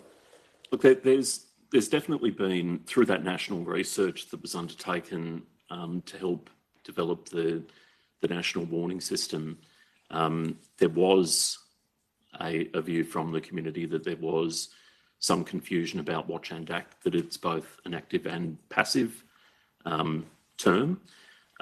However, through a lot of work at a national level, we spent many years trying to come up with a viable alternative and we weren't able to actually come up with a more viable alternative that was agreeable to all states and territories. Did the RFS have a view of a viable alternative? I think the view was, because Watch and Act had actually been in use for bushfires for many years, that there was a fairly high degree of understanding in the New South Wales community about the three-level warnings, 3 levels of alert rather, and Watch and Act being a part of that. I think what I would say is the Australian warning system applies to a lot more than bushfires, and it's about to be applied to floods, for instance, to cyclone, to extreme heat. And I think there were probably greater concerns coming from those other hazards for the use of the term Watch and Act as opposed to bushfires. And in terms of upgrading the Fires Near Me app, was it also a recommendation of the New South Wales inquiry into the bushfire season that fire prediction maps be incorporated into the Fires Near Me app? I believe that recommendation was around what have become known as the red maps, so integrating those. So to clarify, during the 1920 season when those red maps were produced, they were available to users through the Fires Near Me app. They just weren't displayed in the map interface. Someone had to click through to find that map, but they were available. And how does it operate now? The same way. So there is an image or a PDF document of the red map that would be displayed, acknowledging, however, a red map hasn't been produced since the 1920 season. Certainly. Now, what determines whether a red map is prepared for a particular fire or not? I think it's worth acknowledging that red maps did not exist before the 1920 season. They were developed very quickly as a tool to try to communicate risk on a large scale across the state. So when you've got a lot of fires in the landscape and potential for those fires to take significant runs. So they are normally, based on the experience of the 1920 season, they would be produced when there's a lot of fire in the landscape, but in the old fire danger rating system at extreme or catastrophic. Has a policy been developed to essentially set out when red maps should be uploaded to Fires Near Me? I believe a policy has been developed, not by me, however. I'm not sure if that's been completed, and there's currently a national research project underway to determine some of those thresholds as well, or help provide guidance on them. So just for completeness, what is shown on a red map? So the red map normally shows, firstly, the burnt area in a grey shading, then a red shaded area around that, which is likely, it shows the potential fire spread, and then an ember zone around the outside. Does it show the likely timing of the fire spread? No. Well, they were prepared normally for the following day. So, for instance, a map might be produced this afternoon if tomorrow was going to be a catastrophic day. So, for instance, a map, this is hypothetical, prepared on the 7th of November for the Kangawala fire and uploaded for the 8th. Red maps did not exist at that stage. If it did. I'm not sure how to respond to that. So, finally, there was a series before the New South Wales inquiry. The RFS indicated that it was taking certain steps to update certain functionality of the Fires Near Me app. Mm-hmm. One of which was the development of a push notification inbox. Mm-hmm. As I understand it, and please correct me if I'm wrong, but in the 2019-20 season, somebody got an alert on their phone for a particular fire. They would click on it, and once they see it once, it would go away. Yes. And has that been addressed so that there is, say, an inbox where somebody can review previous updates in relation to a particular fire? Yes. And I believe also that enabled people to set up user profiles and save watch zones. That's been done. Yes, that's right.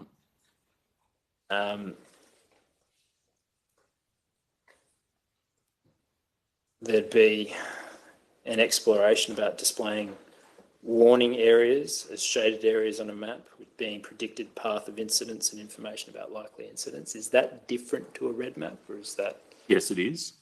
So that would be showing an area on a map where, again, to use the term a polygon, a shape on the map where an emergency warning might apply to that area. So that work is underway.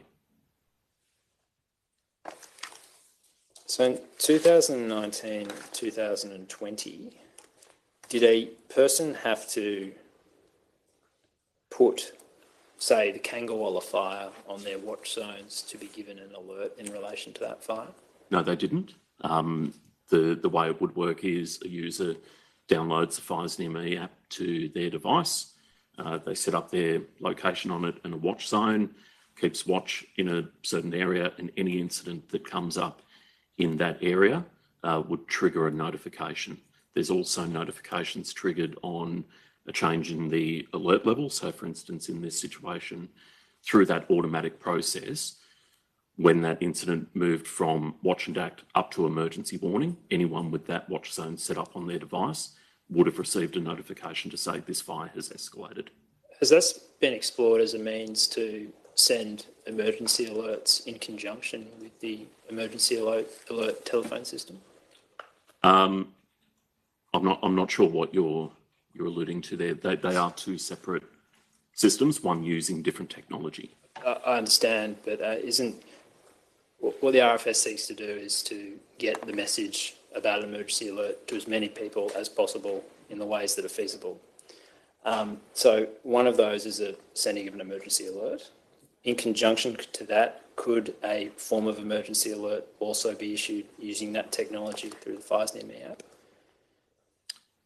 An alert could be, but probably not using the telephony warning system, as in an SMS. Certainly, but using, instead of, in addition to the telephony system, there being a push notification giving an emergency alert.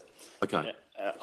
The reason I'm saying that is that some people may have no mobile reception, but access to Wi-Fi and no landline. Yes.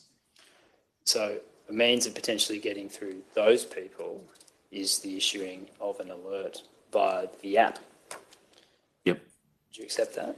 Yes, I would. And in this particular situation, a person using the app, as you say, on Wi-Fi, would have received multiple alerts that afternoon. An alert or an update in relation to the fire? A push notification. But is that a push notification saying it's been upgraded to emergency warning? So if it had moved from watch and act up to emergency warning, the system is set up so that based on the feed of incidents coming through from ICON, if there's that incident in someone's watch zone and it moves from watch and act up to emergency warning, they would receive a push notification on their device to say there's an incident which has escalated. They could then tap on that, open it up, find it on the map and find that major fire update. Could they also be sent an emergency, essentially what would be sent as a text message, an emergency alert, such as, evacuate to the community hall now? Well, that is typically done through that major fire update. We do have the capability to send what we call a broadcast notification, which can go out to all users of Fires Near Me. So you don't need watch zones set up. We can send out a push notification to all users. And indeed, my recollection is that we used that capability twice that day, including once that afternoon, to issue broadcast warnings to Northern New South Wales about a number of fires and emergency warning, and the advice that fires were starting to experience, pyrocumulus conditions, that fires were spreading very quickly, and the advice that anyone who was in the path of those fires would be at risk. So that capability was used that afternoon to send a broadcast notification to all users of Fires Near Me, Even if you're overseas, you would have received it. Your Honour, I have no further questions. Thank you, Mr Harker. Very briefly, Your Honour. You asked some questions about the sort of interaction between the major fire update and the icon on the Fires Near Me app. Just tell me if my understanding is correct, and if it's not, please correct me. So at 1644, there was a situation report which changed the warning level from Watch and Act 3 to Emergency Warning 5. And that automatically, as I understand your evidence, changes the icon in the Fires Near Me app at the time from a yellow diamond to a red diamond. Is that right?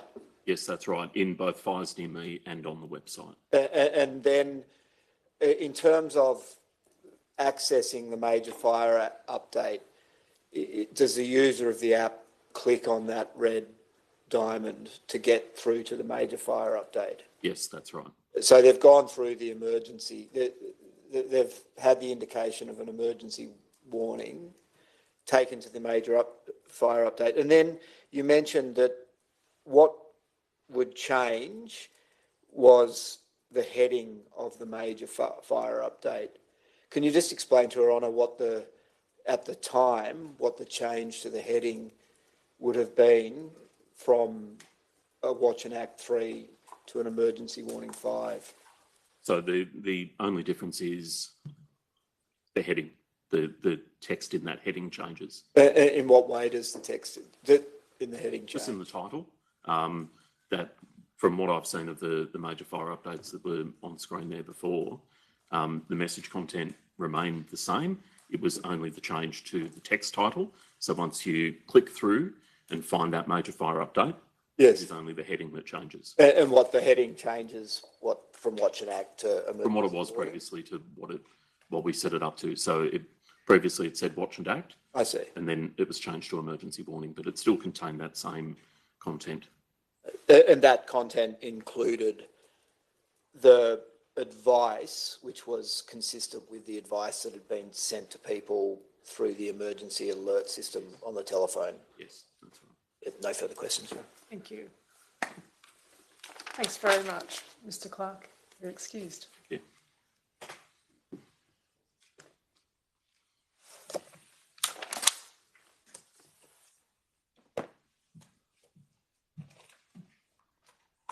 Your Honour, I call Peter McKechnie, we'll see capital K-E-C-H-N-I-E.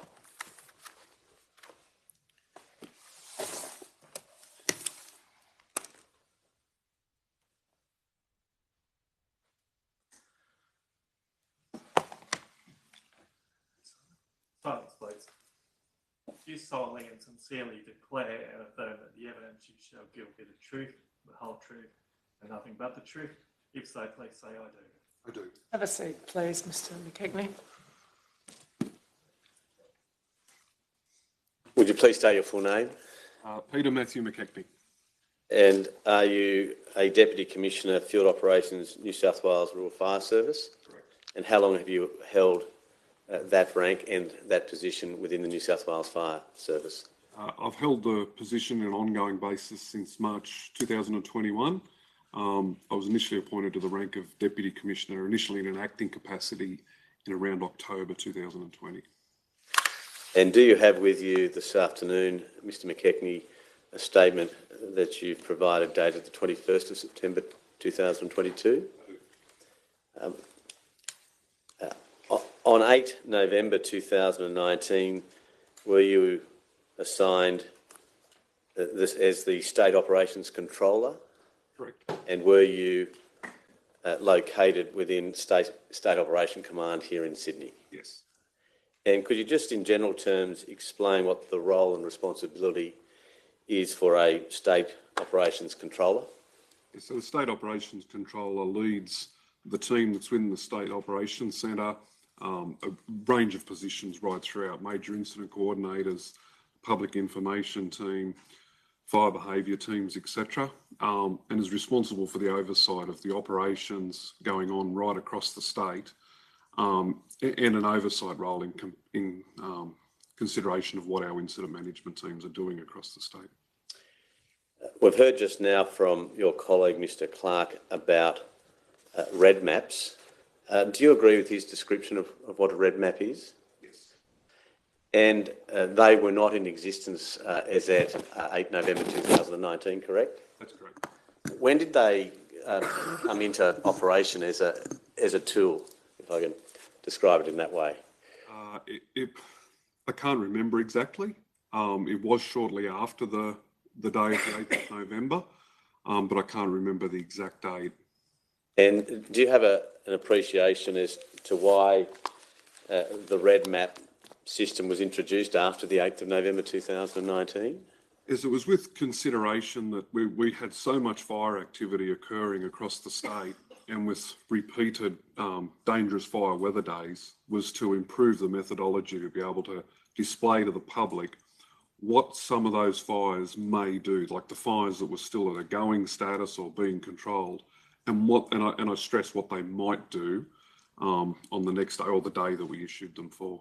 And with the red maps that have followed since the 8th of November 2019 generated from the State Operations Command? Yes. From the fire behaviour analysts that are positioned at head office? From the fire behaviour team, in conjunction with a number of other roles in the State Operations Centre, including the State Operations Controller, major incident coordinators, discussion with the incident management teams, normally the incident controller, and the public information team.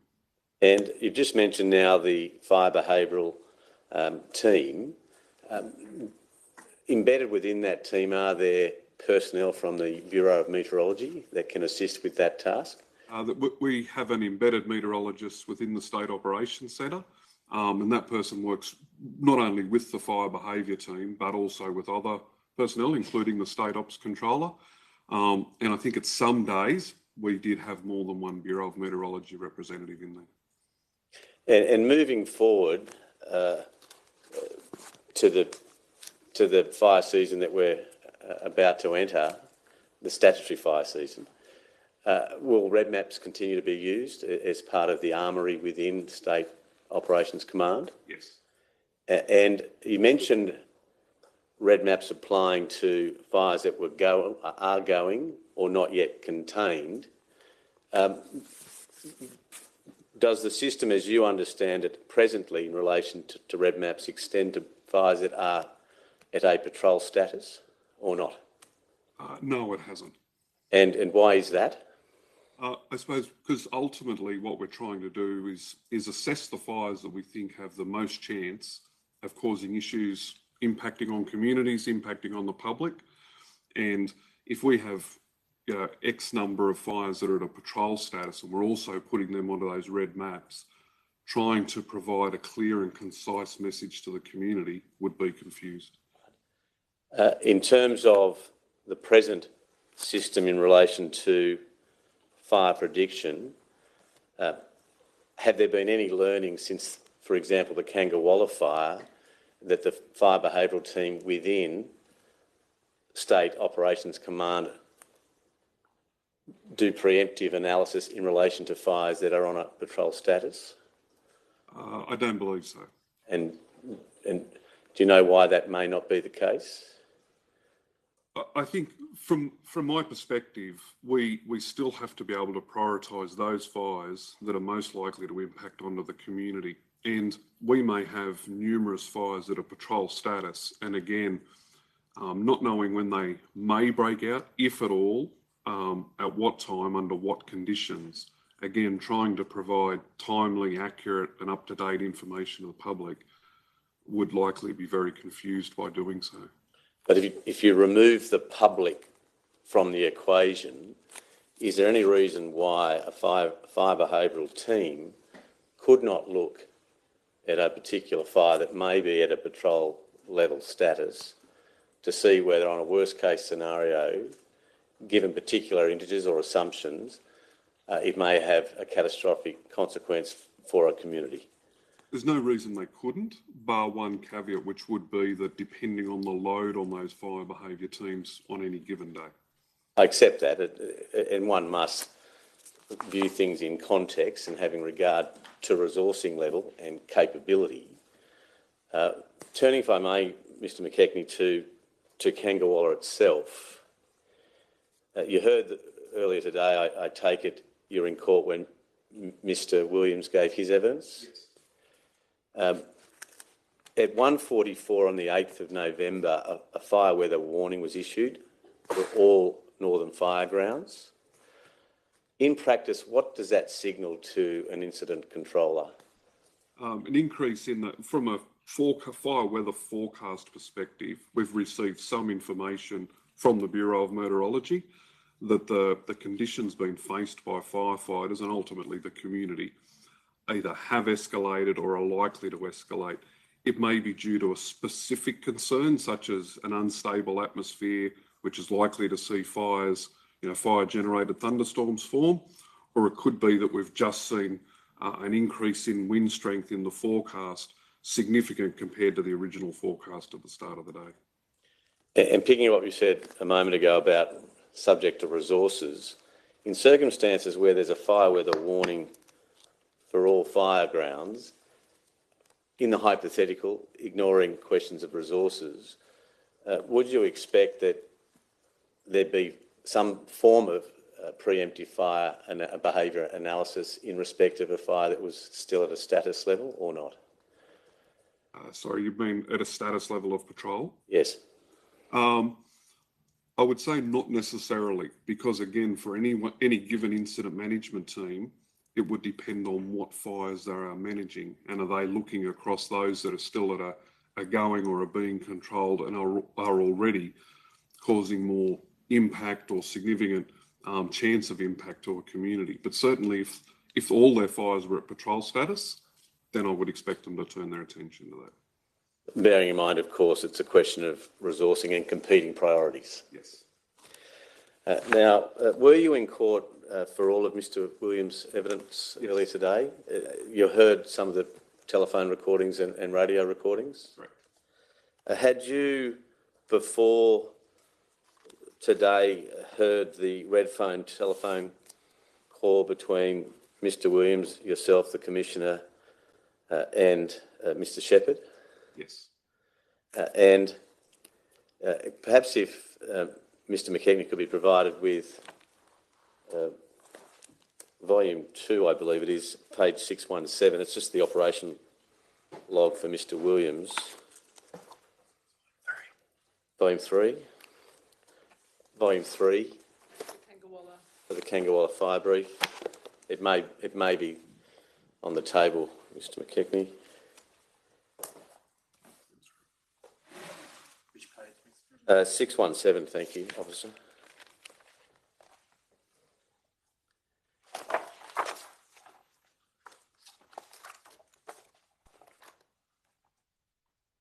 Whilst that's being turned up, Mr McKechnie, prior to that red phone call, do you have an independent recollection today of being provided with any information in relation to the Kangawala fire on the 8th of November? I do recall having spoken to Mr Williams prior to the red phone call in regard to they were getting some intelligence that the fire was escalating and some discussion around that. And I suppose it came up today as well. Obviously, I heard around the discussion around the burnt area. Apart from that telephone call, which was at about 4:20, and then you had the red phone call at perhaps 4:25, no recollection before that call with Mr Williams at about 4:20 about why Talaba burnt? Don't believe so. Or I can't recall. But indeed, I assume you have some recollection of speaking regularly to Mr Williams throughout the course of that terrible day. Correct. Coming, if I may, then to that 16:20 call, that is 4:20 p.m, does your recollection accord with what Mr Williams said in relation to you asking him whether Waitalaba had been burnt previously or the area around it had been subject to a burn previously? Yes. And do you remember today why it was you asked that question? It's actually a fairly standard approach, I suppose, from someone in a position like the State Operations Controller. You're trying to get a picture of what risk is actually being faced, in this case, by Wattalaba, and an understanding of what area may have been burnt. Other factors that would come in would include if there was hazard reduction or any natural features. So it's trying to get a picture of the exact risk being faced and whether there's any mitigating circumstances. And does your recollection accord with what Mr Williams said in his evidence today, that you were informed that there had been a previous fire to the south of the Wattalaba community, but not to the north? Yes. Do you have any recollection of discussing containment lines or potential containment lines in relation to suppression? No, not that I can recall. Do you have any recollection of discussing with Mr Williams in that call about spotting? No, not that I can recall clearly. Now, you've heard a number of telephone calls from brigade members to the Fire Control Centre, plus some radio calls. I don't propose to play them again unless you require me to do so, but I want to take you back to that first telephone call at 3:15 p.m. from Captain Grant Donnelly of Bald Knob, where he provides some information in relation to the Kangawala fire and in particular that, in his opinion, that it could potentially threaten Wattalaba. What would you expect that the Fire Control Centre personnel who receives that information do with it? I would expect the person who received it, in this instance, a telephone or communications operator, to pass it on to the operations cell within the IMT. And if you assume from me that at about 3:18 p.m, a fire behaviour analyst is doing some work on the Kangawala fire, would it be a reasonable inference that that information may have been passed to that fire behaviour analyst? Yes. Now, in terms of if that material or information has found its way into the operations cell, what, based on your experience, is the next step that one might do in relation to the utilisation of that information? Look, a range of actions for the operations cell, which would include some further validation. You have one piece of information. Other things I would expect them to be trying to ascertain is what level of threat is that? We've heard that there was a degree of threat, over what time frame, and what intensity they may be expecting the fire to arrive at or impact, in this case, onto Wattalaba. But they would also have a responsibility to move that information to various points around the incident management team, the fire prediction or the fire behaviour analyst or analysts, the team that may exist, potentially to public information as well, to start building their situational awareness. In circumstances where aerial support is of no use because it's been grounded because of the high winds, could there potentially be a delay in seeking out that ground truthing or that verification? Potentially. In circumstances where one has received information from a captain of a brigade, why do you really need to have that verification if it's an experienced operative, such as perhaps Mr. Donnelly in this case? Look, I think it's fair to say that the captain's situation report that he's been able to pass on to the Fire Control Centre is valued. It's taken as it is passed. It's not a case of second guessing that captain, but it's what other information wasn't perhaps available out of that phone call. In this instance, time frame for impact, intensity of impact that's expected, and are there any other mitigating factors that may limit the level of impact? In circumstances where the Fire Control Centre knows that there are nor'west or nor'west winds gusting in excess of 40 kilometres an hour, it doesn't take much to work out that it's going to head in a southeast or easterly direction at some speed. Correct. And in those circumstances, would you expect that after the receipt of that information at around 3:15 p.m. that the public liaison officer would start working on a public liaison plan?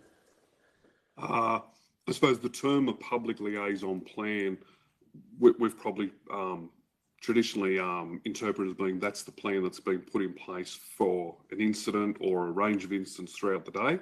But to start putting into place I would have termed it some public information strategies in regard to that incident.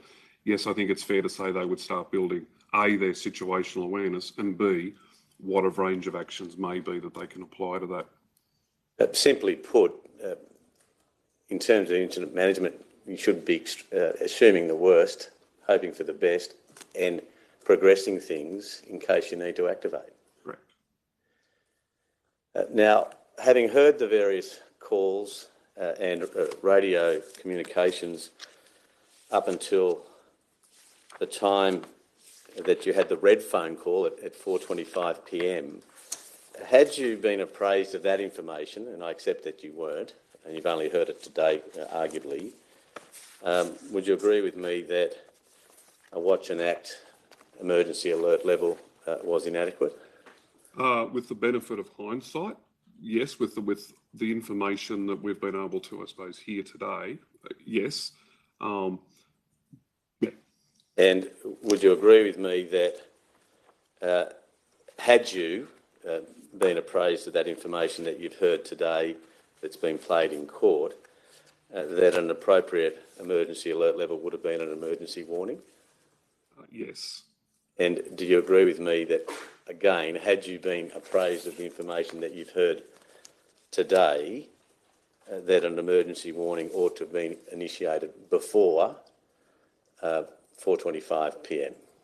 With that benefit of hindsight and with no other competing factors, but I do agree that as was applied, the emergency warning level was the appropriate alert level that was applied. Once it was. Once it was, later that early evening, I think it was 5:08 p.m. 4:45. In terms of what occurred with the Kangawala fire on the 8th of November and its impact on the Waitalaba community, Mr McKechnie, applying benefit of hindsight, what, if any, learnings do you think the organisation, that is New South Wales Rural Fire Service, could take from what occurred on that terrible day?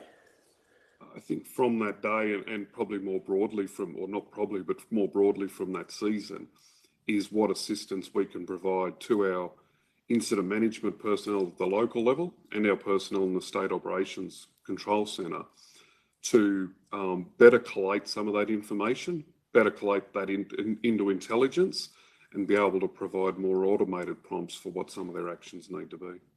And in circumstances where there may be a fire that is to a large extent inactive, it's at a patrol status, but you've got remote rural communities on the edges of that fire who may have communications limitations or difficulties, what pre-planning can a IMT do to get information to those communities in a timely fashion when that fire may start to go?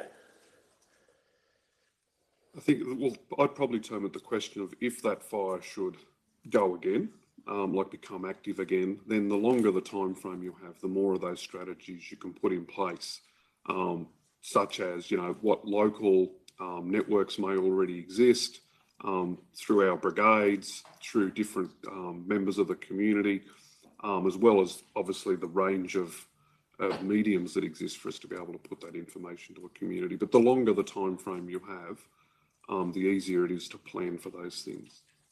And coming back to a theme I asked some questions about earlier, what role, if any, can fire prediction play in relation to giving an incident controller or an IMT adequate time to prepare for a notification campaign for a remote rural community?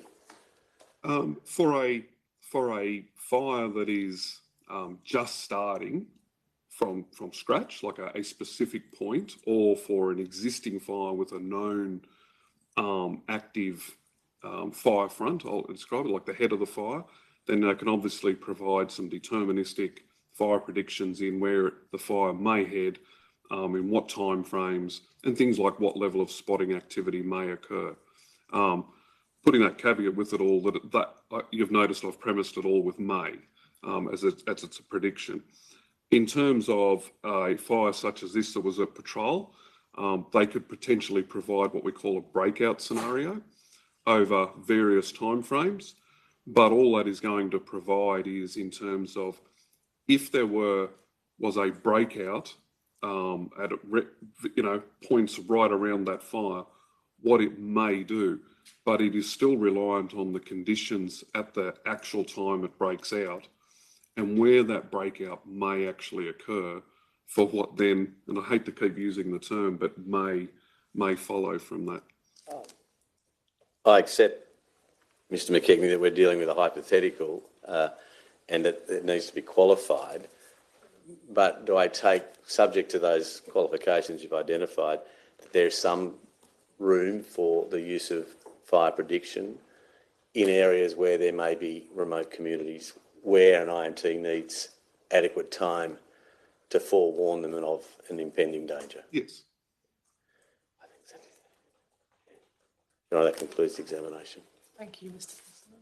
President. Yes, just briefly. Just going back to that initial call in from the brigade captain of the Bald Knob Brigade, Mr. Donnelly. Now,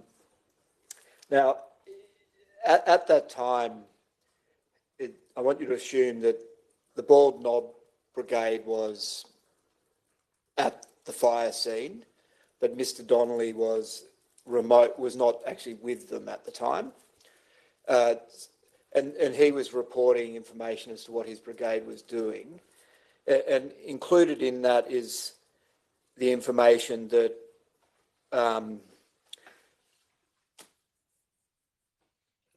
bear with me. Waitalaba might have to look at some strategies off Old Grafton Road. Actually, I'll just go back a step. He informed the operator there's a fair bit of smoke going up there. I don't know. Have you got anyone who's... There's probably no other crews available at the moment. And then the operator asked, who would I call if you need someone? And he says, well, I think we might have to. Waitalaba might have to look at some strategies off Old Grafton Road, but the wind has got to drop. I mean, it's potentially threatening Waitalaba. In terms of that information that's conveyed to the operator, is it common when a fire commences, or there's, in this situation, an old fire recommences, if I can put it that way, that in the very initial stages of information gathering, people will express opinions about what a fire may or may not do? Yes, and those opinions can be based on what their perspective of that fire is at that time, where you're located, what information's been made available to them by their crew or the like.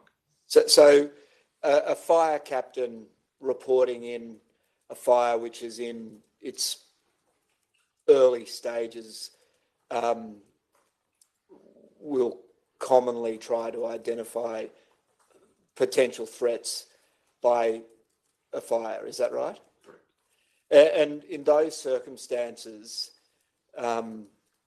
is that something which would routinely trigger an emergency warning or something to that effect to the community which that captain has identified? Not typically by itself, but it depends on, I would look at this information, very important, but incomplete. And in terms of what additional types of information then does one need in order to try and start assessing the risks to the Waitalaba community for using this particular example and the timeframes in which that risk may eventuate? Typically, and with this example, would be trying to ascertain a time frame from how long we think it is likely to until it will impact, then at what level of intensity and how much fire there is actually burning, and whether there's any mitigating factors, be it the ability to attack the fire, that it may be going to burn through a partially burnt or a burnt area. There may be some natural features that could assist. There could be other brigades that could assist. So all of those elements that are about understanding what will the level of impact likely be and in what sort of time frame, so that you can inform any particular warning. And in this early stage, then, is an important thing is to start sending resources to the fire to attempt to put in place prevention or mitigation strategies. Is that right, as a first response? Absolutely. And is it right that one would expect that the crews responding would be feeding information back to the IMT to improve the IMT situational awareness of the fire?